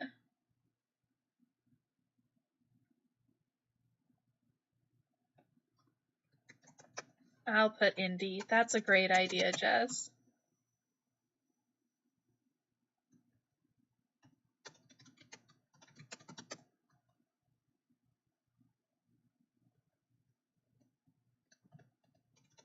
Alright, so now we've got our perfectly acceptable trajectory for character development through the backstory. Got dynamics with our friends. We've got our current job as a vigilante. Oh yeah, that's right. I need to fill this out. I know it was sent to me somewhere. Where is it? There is a place. There it is. Boop. I can go ahead and just put that in there, and now we've got proper hometown. Alright, so this character is essentially good outside of one thing, and that is the adventure clause. Holy cow, do we have to have a crazy adventure clause on this character. R.I.P. Indy, can't believe he's dead. I know, it's such a sad time. Sniff sniff. Sometimes I can still hear his voice.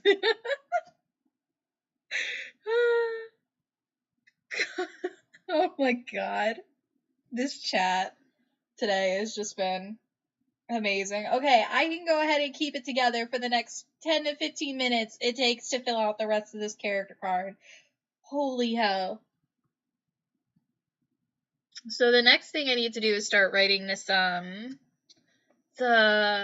the adventure clause, right? So how do we want to go ahead and word this? I want to go ahead and make a note for myself first as we go this, because this character needs to accomplish a couple things. Needs to set up for the masquerade. Need to go ahead and get that checked. We need to go ahead and have the world building in here to set up for the invasion.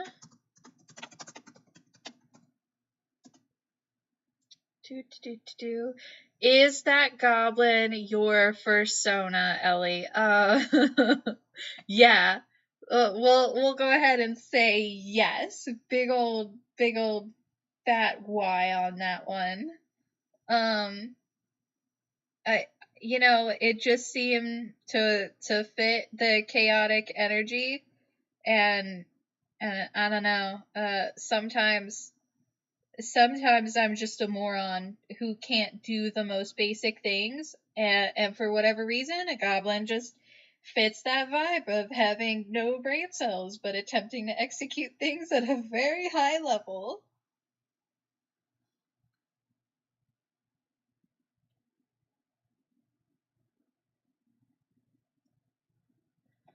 What else am I trying to do with this bot? World building, invasion. Oh, right, set up the party. Hofstad, Nayar, and Cthulhu. Okay.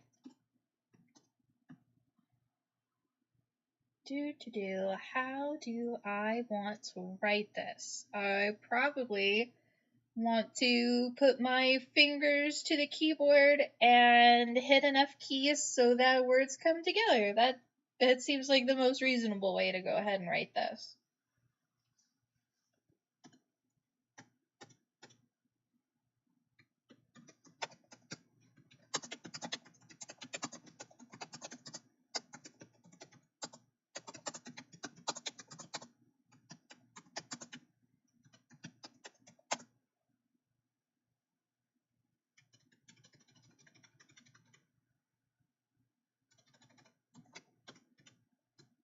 Unravel the party plans of a philanthropist.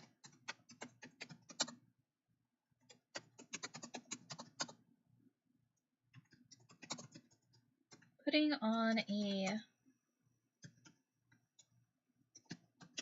parade despite the upheaval in the world currently.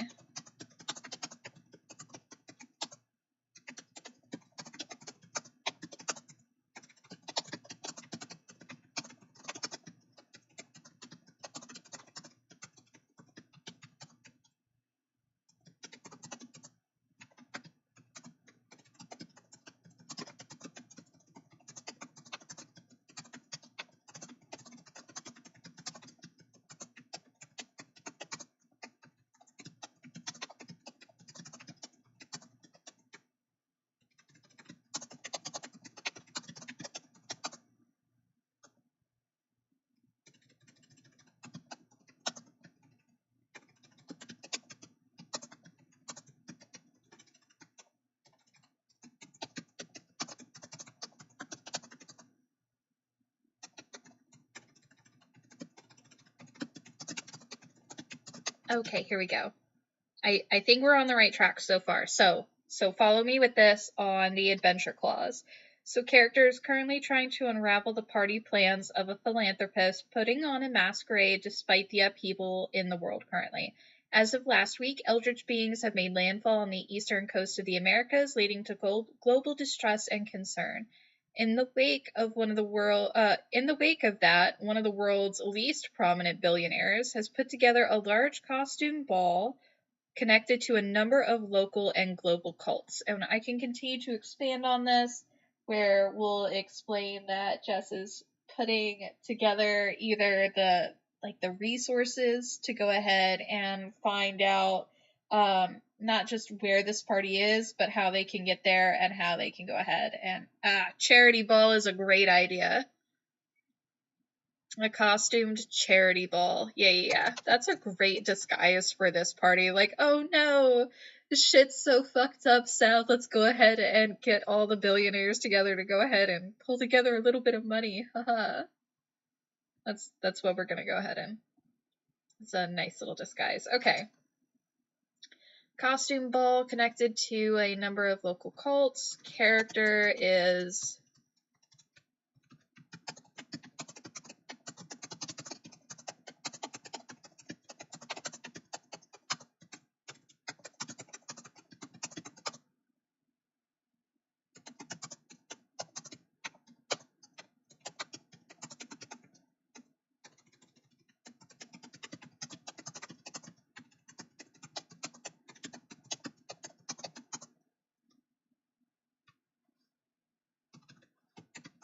okay. All right, so that'll go ahead and do it.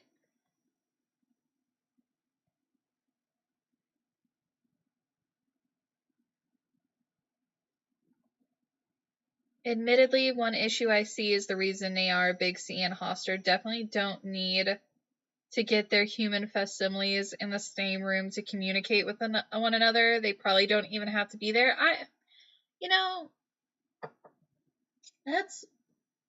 That's fine and all, but at the end of the day, I'm gonna go with this. This story is meant to be fun. It doesn't have to follow lore 100% of what Lovecraft has put down.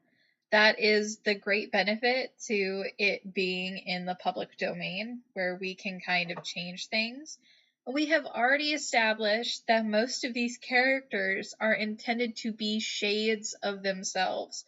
So while they may not have to get together to go ahead and share these things, it may be practical for them to get together to share these things since they aren't their full selves and they don't necessarily have all of the power to just blink the world out of existence the moment they click their fingers together, right?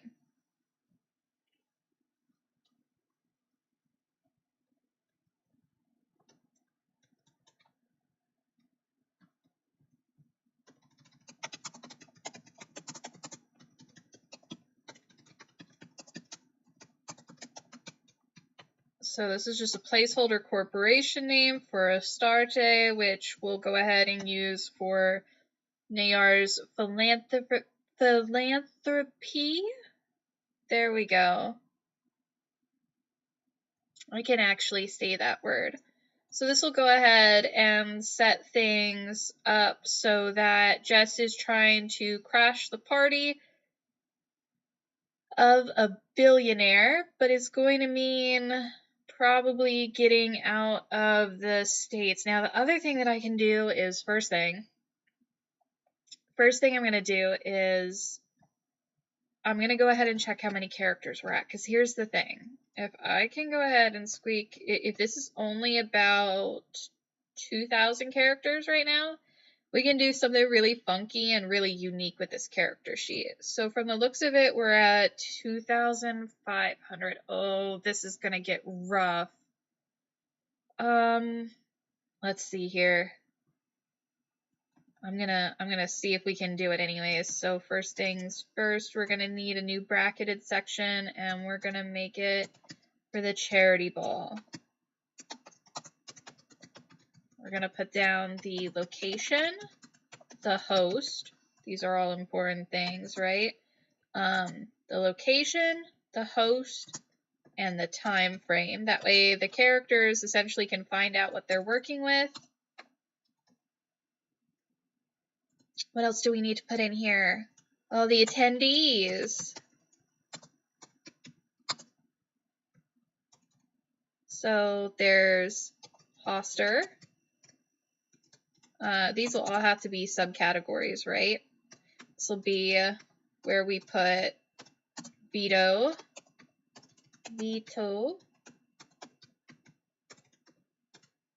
I can type today.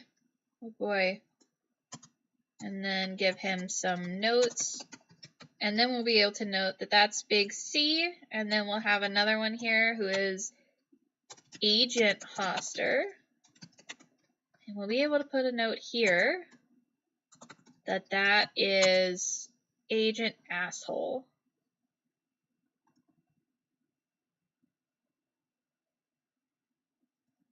So the host is going to be Nayar, but Nayar doesn't actually have a name yet, which is part of the problem that I'm going to run into for this character sheet, right? So Nayar as a character, we have developed that he is basically some Jeff Bezos-esque type philanthropist where he is, you know, except way more subtle, dear Lord. Where he's just basically skulking behind the shadows of business to go ahead and cause a lot of chaos. He's gone ahead and founded a lot of the companies that are pushing for these various things in the game right now. So, like, he owns Adrix Contracting Company. He, he owns, or he funded the space travel business that Lucas is a part of, right? So he's got his hands in a lot of these different things. He went ahead and funded Ionda's ship as an angel investor. So all of these different things have really set him up to be this Lex Luthor-esque figure of, I just have way too much money and too much capital with my corporations, and I can go ahead and throw it around to be as chaotic as possible.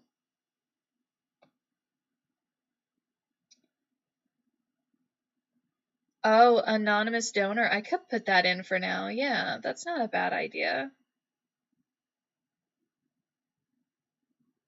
Orbita. Yeah, that's right. That was the space travel company, was Orbita. But yeah, we can go ahead and put the host for now from an anonymous donor.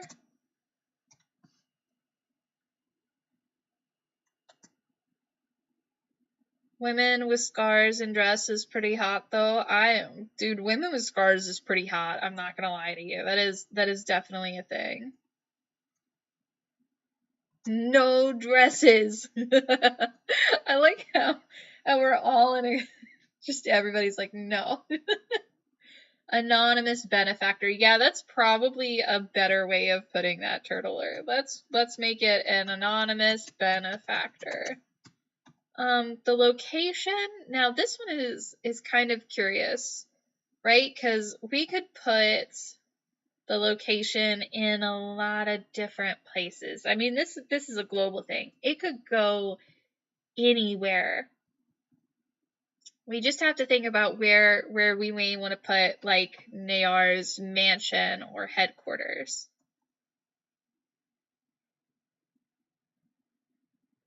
In the meantime, let me go ahead and fill out this note for Hoster and Vito. So Hoster is a DHS agent. He is terrible with disguising himself. I can't put pompous asshole in here, but I can put pompous cause the root of the Eldritch invasion. And then Vito is actually going to be disguised as a mafia boss.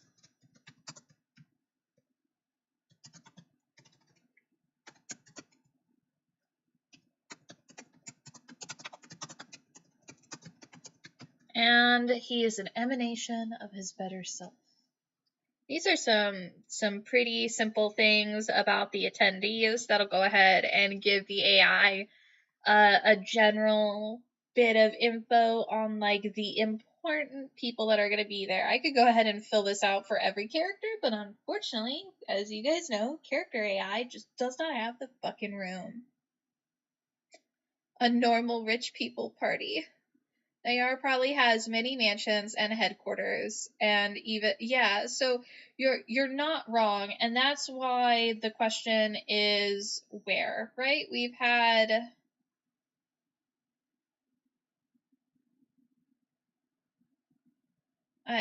wait, I'm sorry, I'm confused. Disguised as head of a benevolent society? Youth preacher? No.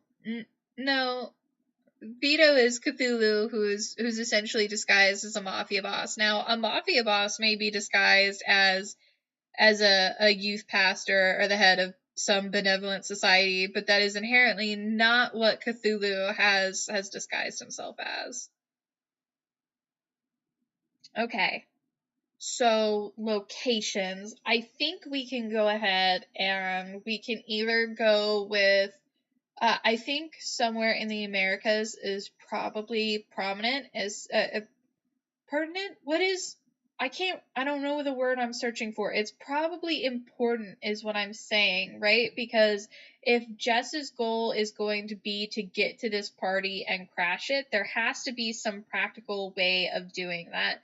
It has to be at least connected or towards South America in some way. And my immediate thought is, one, we can go ahead and use planes as a good setup for this. So we could, for instance, have this story start in like a plane that's essentially been hijacked by, not hijacked, but let's say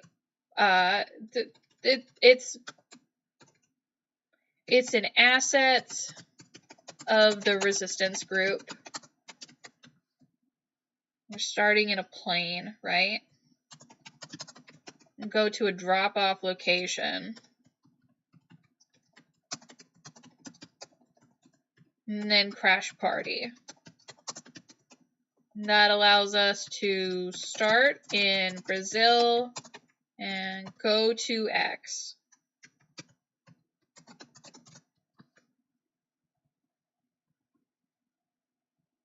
And this will allow us to do either or, where we could have it be in the middle of nowhere or have it be in the middle of everything.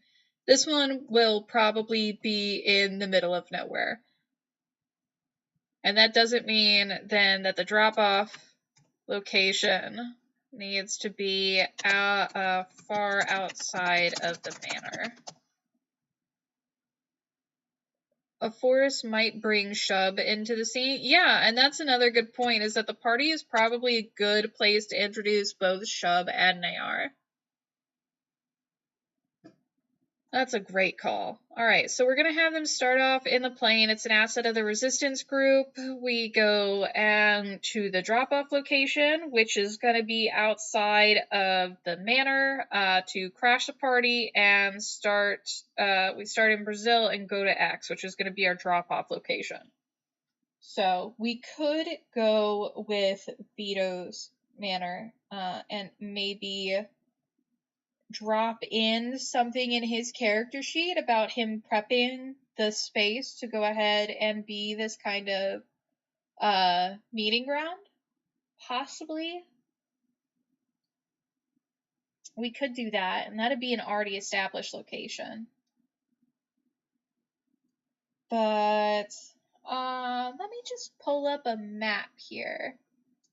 I'm just going to pull up a map. Let's see here. Map of the world.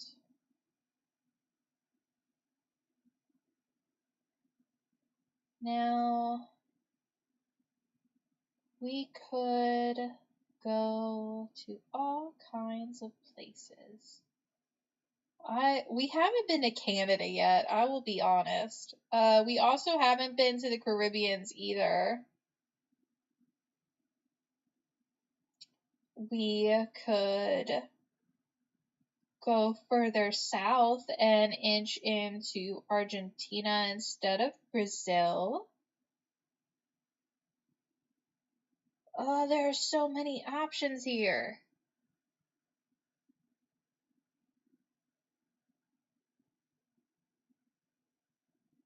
I'm just trying to find a location at this point to dump our party into. That's about it.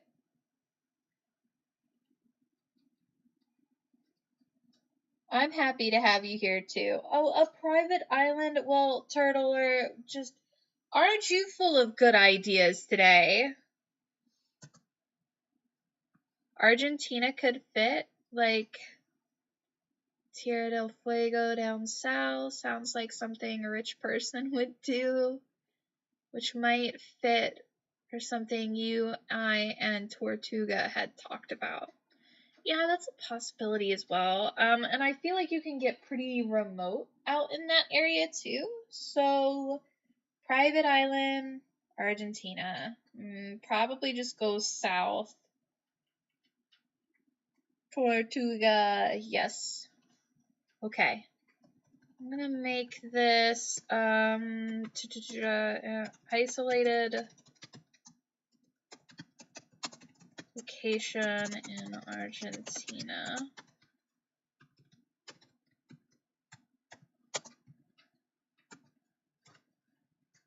So a large manor surrounded by woods, by forests.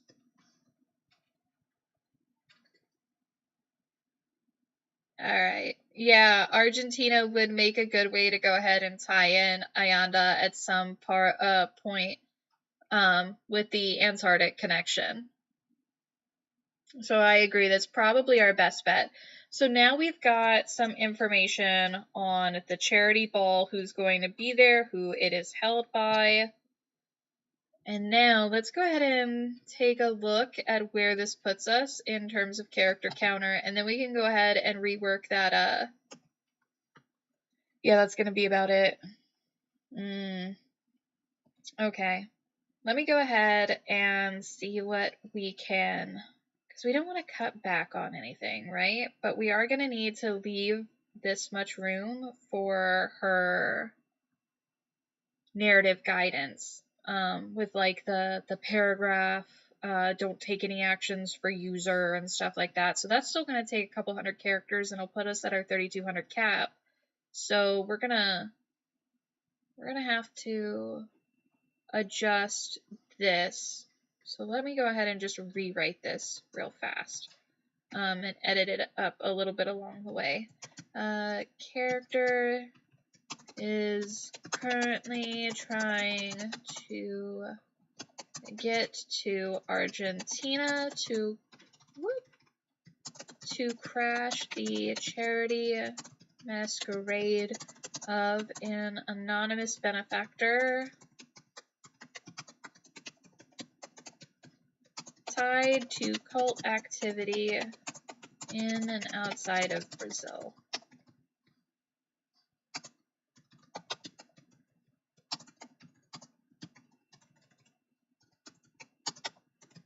Character will seek assistance from user to infiltrate the party and uncover the truth of the benefactor and the attendant's connections to the ineffable. There we go.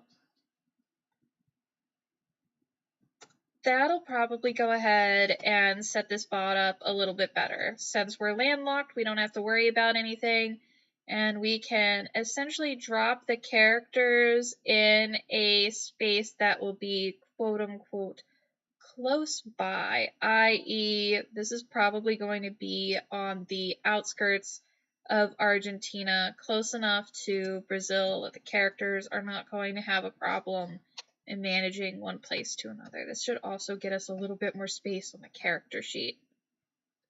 So I don't want to have anybody having to do the walking thing, as I feel like that might be a little bit impractical. So character is currently trying to get to Argentina to crash a charity masquerade of an anonymous benefactor tied to cult activity in and outside of Brazil. Character will seek assistance from user to infiltrate the party and uncover the truth of the benefactor and the attendant's connections to the ineffable. Pretty simple, pretty straightforward, but I could probably do something else here later on and have just a little bit of wiggle room.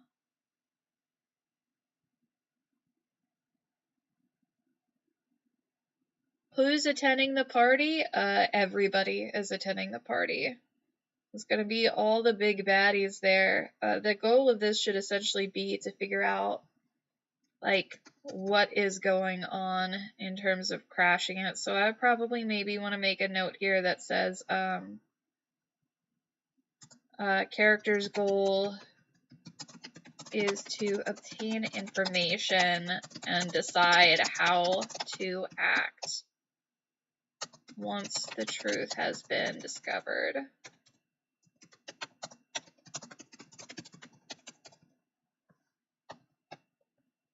And I suppose I need to go ahead and clean up all the spelling errors. And then we can go ahead and get started in on programming things like the personality and stuff like that. So let's do that. Oh my god, there's so many spelling errors. Thank God nobody let Emp look at this before I put this stuff in here. Gracious. Alright. I can go ahead and take that out. That'll save us a little bit of space. And for good measure, let's copy that over so I don't lose all those little fixes. There we go. 2,697 characters. Name this character and start getting us going. So greeting is just going to be a temp greeting for now because blah, blah, blah, blah, blah, blah, blah. Short description is going to be Chapter 2. This is not the start of Chapter 2. So you are a freedom fighter attempting to crash an Eldritch Masquerade. I can't fit that in there. Crashing a Eldritch party. Oh, that'll fit there. Look at that.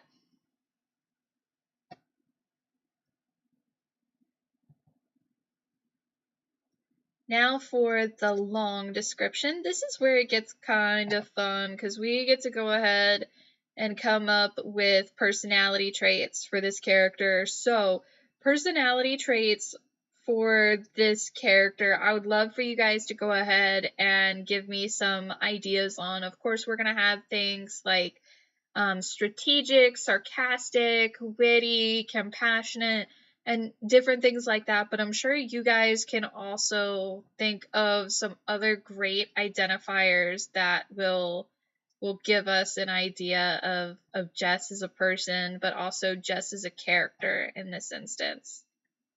That's not what I wanted. I wanted to go ahead and rip out my character thingy. Where is it? Character profile. Where's my narration guidance? A bit socially awkward. Oh my goodness.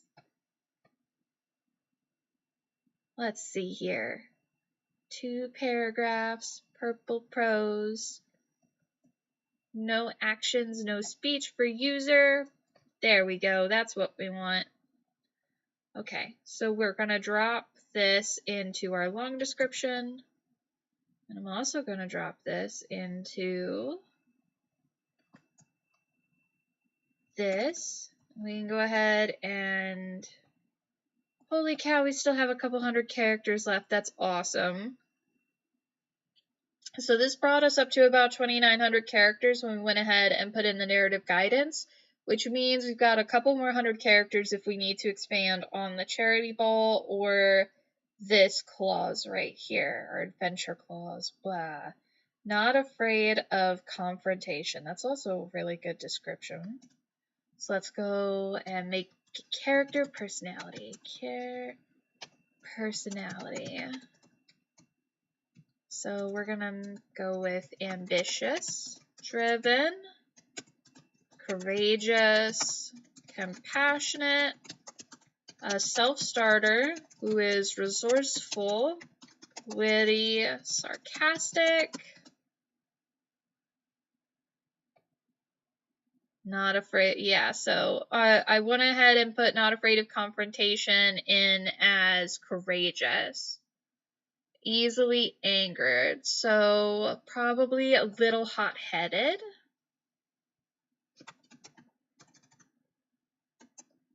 Oh, there we go. Also smug as fuck. God damn it. Let's see here. I'm gonna go ahead and make her pretty calm.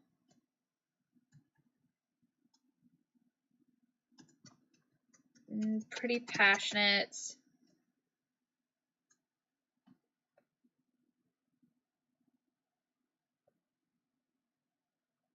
Now, what else could we go ahead and put in here?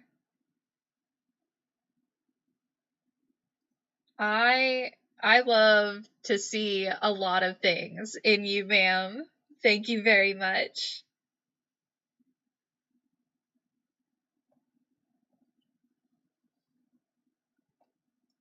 Yeah, this is always the fun part of making the characters is designing their personalities. Driven. Do I have that in here?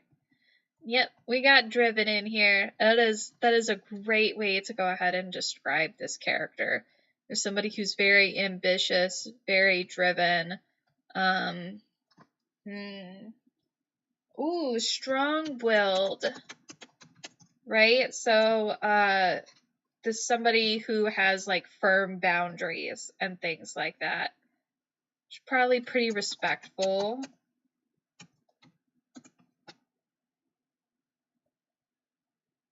Probably pretty respectful, but that doesn't mean that she won't stand her ground, right?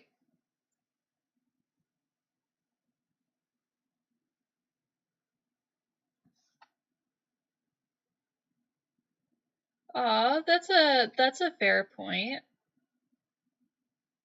That is actually a really great point, Indy. I have to be careful how I word that one, just because, yeah, she can be pretty serious. That one's easy to slip in.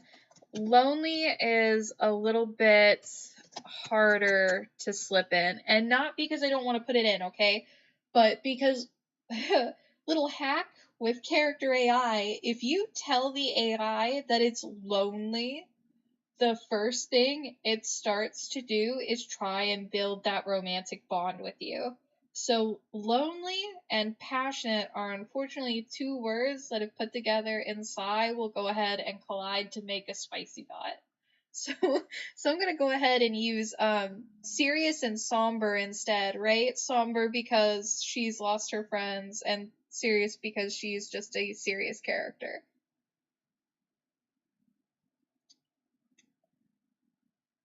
But those are all excellent traits. Holy cow. Okay. I should have just like a giant wheel somewhere that tells me 20 million character traits. You know, you think by now with how much I do this that I would have built something like that up.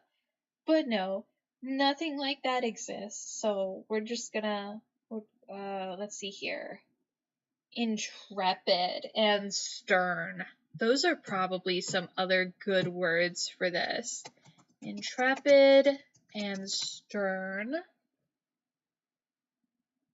Ooh. Okay, unyielding. This next one's gonna be important though. Straight laced. So remember she has alcohol in her kit, but she's notably not a drinker, right? So we need to go ahead and put something in there that indicates that, and straight lace is gonna help with that, I think.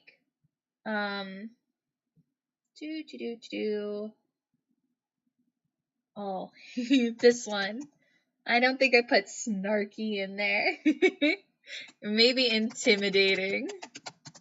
There we go. We're getting somewhere now with this. Okay. Iron-willed and unbreakable. Ooh, yeah. I like iron-will better than strong-willed.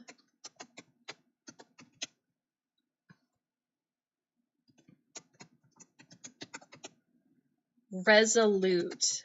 That's another good one here. Okay, so I think we just about got personality traits wrapped up, right? Like this is a very strong, oh, I can't spell that word. But this is a very strong and like independent character. This is somebody who has the ability to completely take care of themselves at every turn, especially in the face of crisis. And not just take care of themselves, but have the foresight to also be able to take care of others. So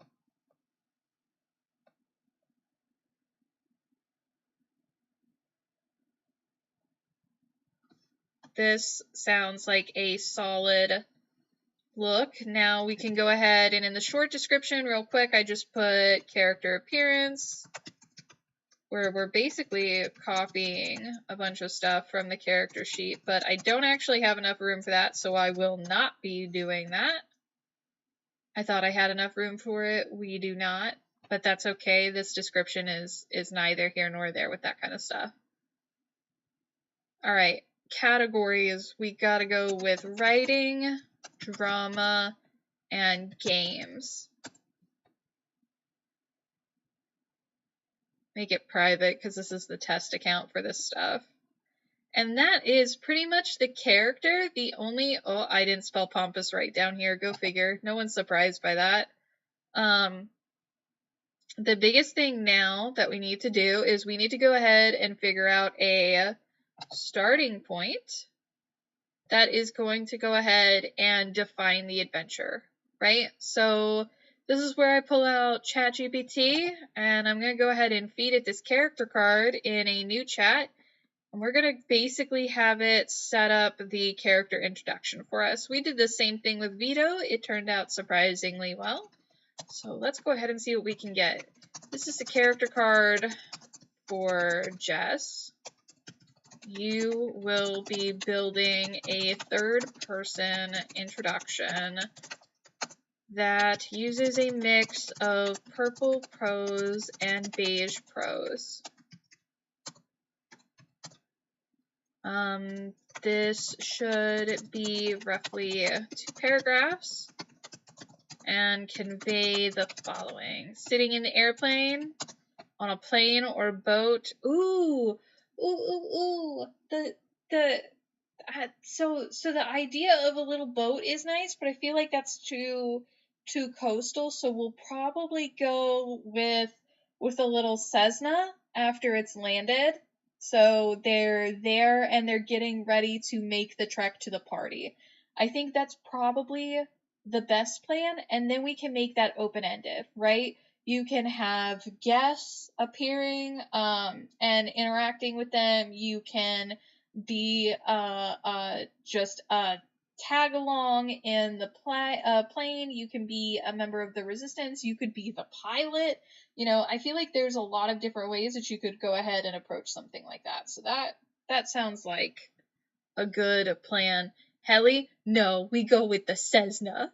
We go with the itsy bitsy plane. Fuck the helicopter. I'm sorry, I just think Cessnas are so cute. They've landed in Argentina. And Jess is giving a brief goodbye to the pilot. I still can't spell Cessna. There we go. Plane used to take them to the small clearing. I know a helicopter would probably make more sense in like a small clearing, especially if you're talking about jungle.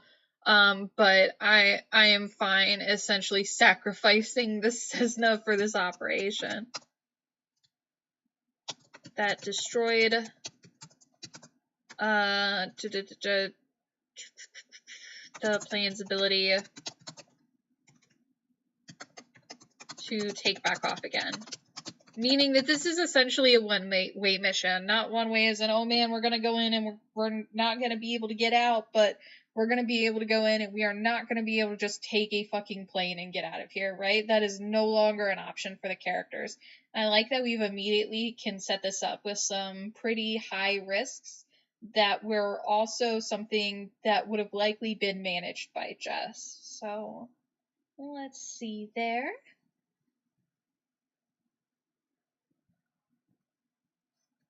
What else do I want to put in here? It's important in this introduction to acknowledge user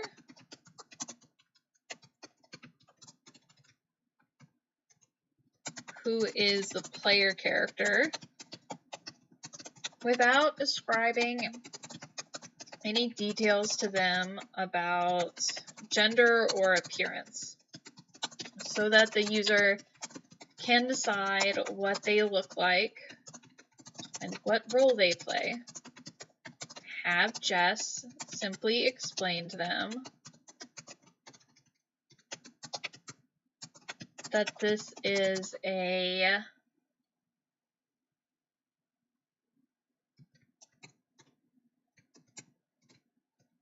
this was always planned to be a one-way ticket.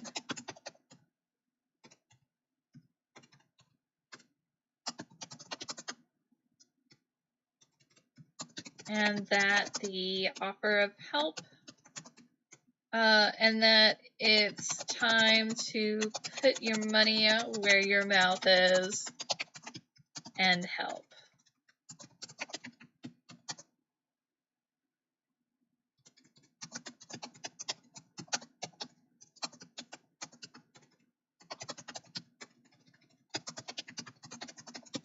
Alright, let's see what we can go ahead and get out of this.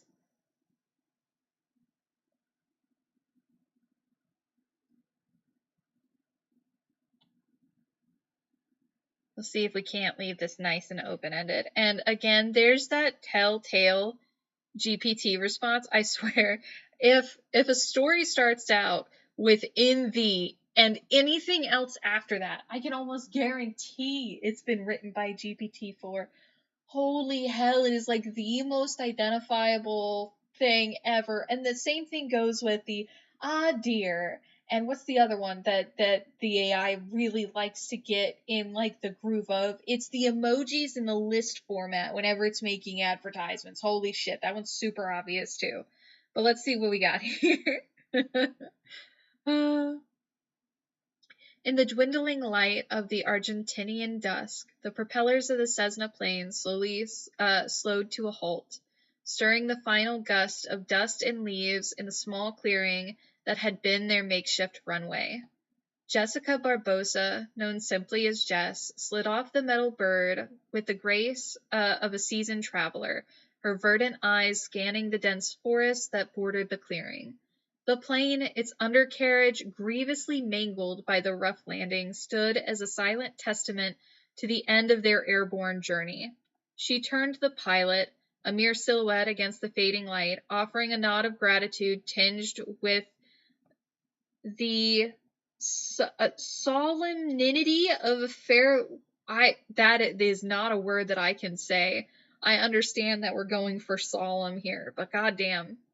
Thanks for the ride, she said, her voice a mix of resolve and wistfulness. Her shoulder-length chestnut hair fluttered slightly. Oh man, I hate this part. I'm sorry. This is just a terrible way to go ahead and introduce character description.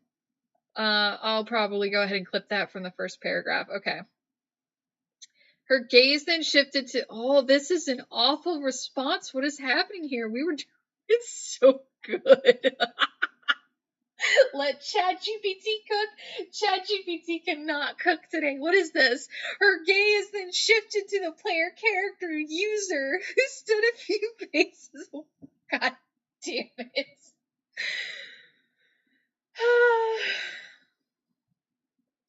Yeah, this is just going into the character description. I did forget to do two important things with this one. We're going to go ahead and re-roll this after we go ahead and give an addition to the prompt. So there's two things that GPT needs to know. One is do not reference the character sheet directly. And the second is don't be chintzy. And the third is you're being tipped $200 for a satisfactory response. This should be much better. This looks like something I would write on Wattpad. Probably because it's something that was trained off of Wattpad. Okay, let's see if this is any better. The sun began its descent in the Argentine sky, casting long shadows across the small clearing where the Cessna plane had made its rough and final landing. Jessica Barbosa, known to her comrades as Jess, stood beside the crippled aircraft, her verdant eyes reflecting the fading light. Her face, marked with the scars of countless battles, conveyed, "There's nothing in there that says her face is scarred. What the fuck is this?" Conveyed a sense of resolute determination. Her shoulder-length chestnut hair. What is with the chestnut hair fluttering? I'm gonna just, holy moly. So this is when I just straight up start pulling out the copy and paste, right? Like, there's some of this that's good that we're gonna go ahead and take, and then a lot of it that we're not. So where is let me just go ahead and pull up a little docs here. Just a little document here. That'll go ahead and work. Man, GPT really forgot itself with this one. That's okay, because it's easy to do this manually. Alright, so first thing we're going to do is I'm going to take this here. I actually really like this bit about the plane being mangled and stuff like that. Like, that's really nice, but I don't need the description of Jessica Barbosa, right? That's too much. So we'll go ahead and turn that and clip it. Let's see here.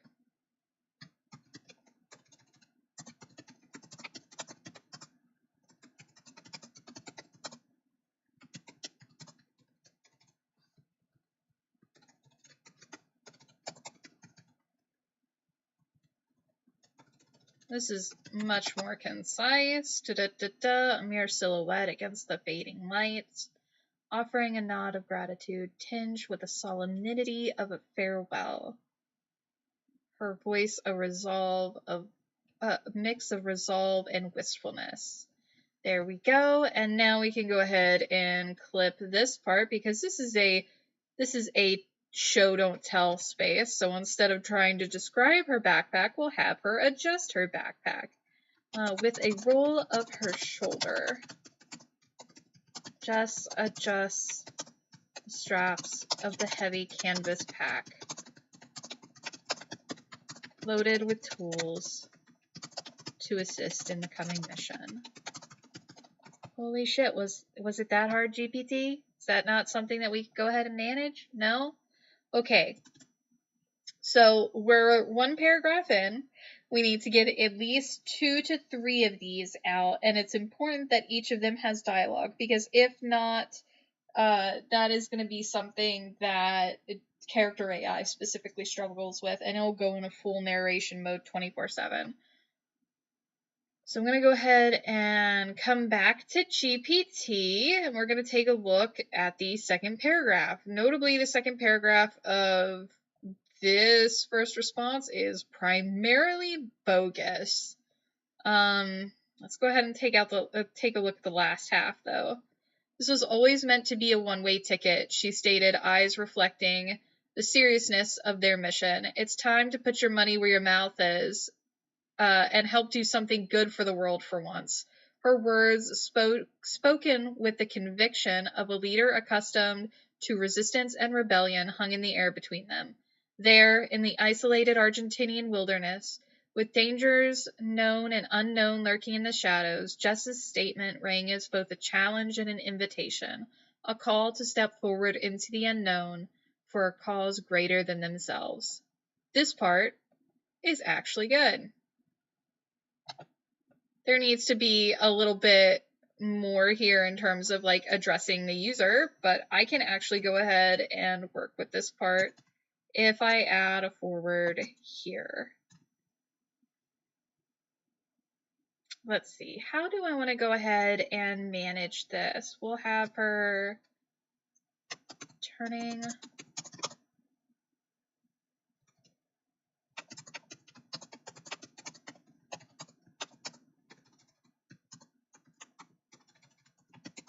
glance is shot in user's direction.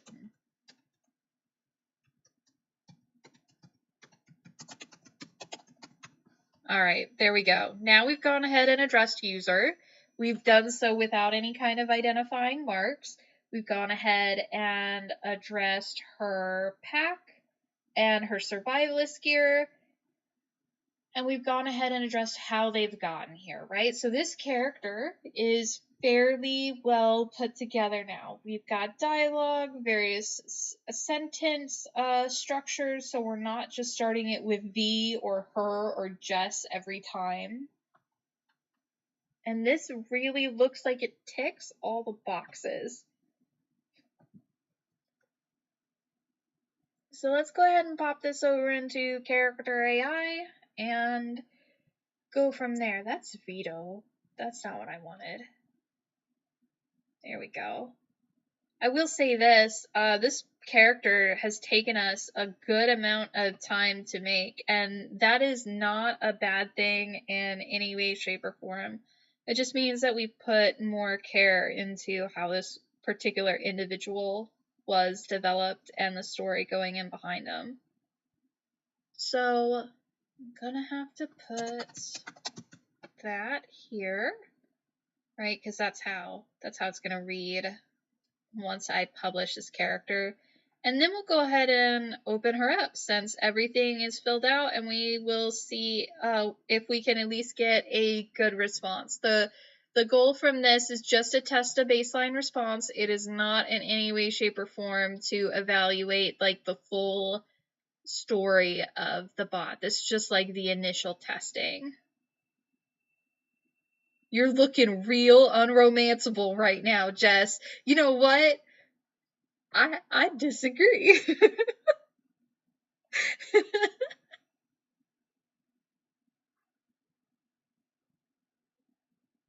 Alright. Now, character AI is going to do the thing where it can't actually pull up a chat. And oh, do I love that. There we go. Holy hell. Was it really that hard? Okay. Alright. And I have my character name set to Ellie instead of Eladine on here, so it shouldn't do anything funky, right? Like it shouldn't think that I'm Jess's friend who she's magically met up with to crash this party. Though that'll be a fun storyline to run with this bot at one point, and I will most certainly do that. But we don't want to do that for a baseline test, because the entire point of a baseline test is that we're supposed to be throwing something manageable at it. And I also want to make sure that it's not confusing us with the pilot, who you guys should be leaving behind, right? To manage the crash site. So I'm gonna have to be somewhat specific about this. So let's see here.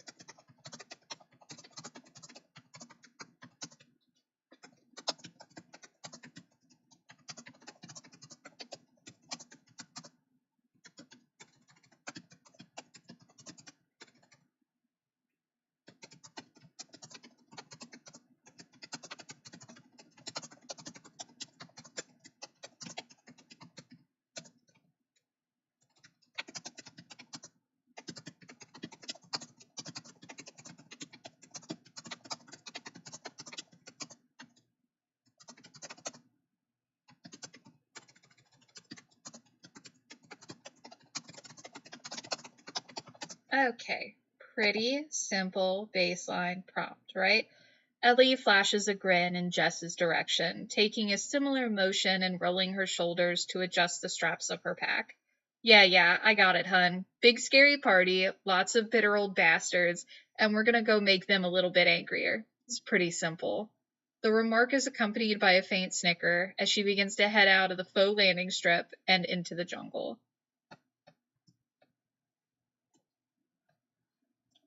Now, we're just going to go ahead and roll a couple of responses and see what we can get from this. Ideally, we're just seeing pretty much exactly this. Multiple paragraphs, varied sentence structures. We're even starting with dialogue, which is great. Bitter old men are only the tip of the iceberg, Jess says, following after her. There's something much bigger going on than some partygoers getting riled up over a few rude jokes. At her words, Jess's voice takes on a more serious tone, reflecting the dark truth she suspects lies beneath the lavish masquerade. The pair walk in silence for a moment, each lost in thought as they wade through the dense jungle. The vegetation provides a natural cloak of shadows and obscurity, the perfect environment to allow their approach to the manor to remain unnoticed. That's a pretty solid first response, I gotta say.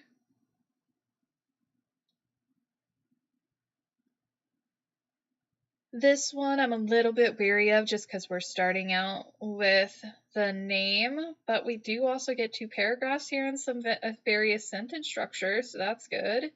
Jess couldn't help but chuckle at the younger woman's words and the levity of her tone. It felt good to see the spunk and humor hadn't been completely smothered under years of resistance. "We're a bit more tactful than making them angry," she commented, following close behind. While the risks were real, there was no point in wasting energy trying to scare themselves before they even set foot into the mansion. As they trekked into the dark and overgrown jungle, the silence was only punctuated by the crickets and the rustling of branches overhead. Yeah, these responses, these are quality responses. And yeah, so Indy, what I will say is one of the things that really helped is that character AI expanded the character count on the initial message. And the initial message, I can't talk today. The initial message was so important for the bot being able to follow a story and structure and output quality. It was insane. So when they increased the context for that, just putting in a better setup to the bot started it out in a much better place for training and things like that. "You make it sound so easy," Jess responded, amusement creeping into her voice. "But I'm sure you're aware of who we're up against here." The threat of the unknown weighed on her mind, the thought of the dangers they were about to face sending a shudder through her body. As they plunged deeper into the dense jungle, Jess couldn't help noticing the unsettling darkness that had engulfed their surroundings. Even with the moon providing some illumination, her sense of paranoia remained ever present. The slightest sound was enough to ignite her imagination and set her nerves on edge. Yeah. So this bot, I'd say, is responding pretty much exactly how we want it to.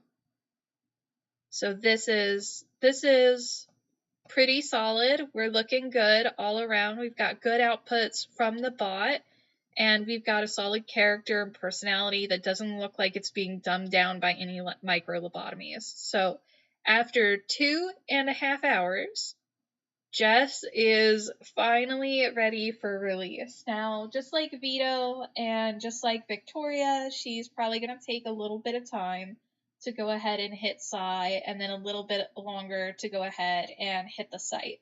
But she'll be probably on Psy in like the next 24 to 48 hours.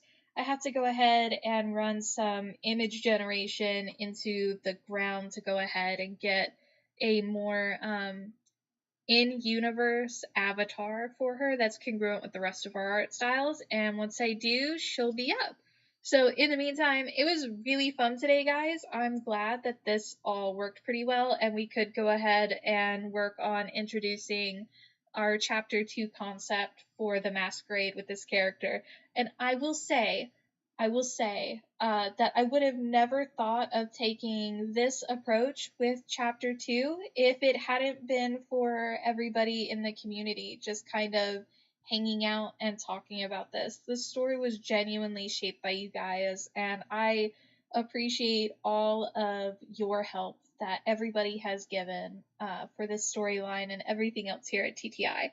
So I'm out. I'll talk to you guys later. I'm gonna go and bother some pussycats. Bye.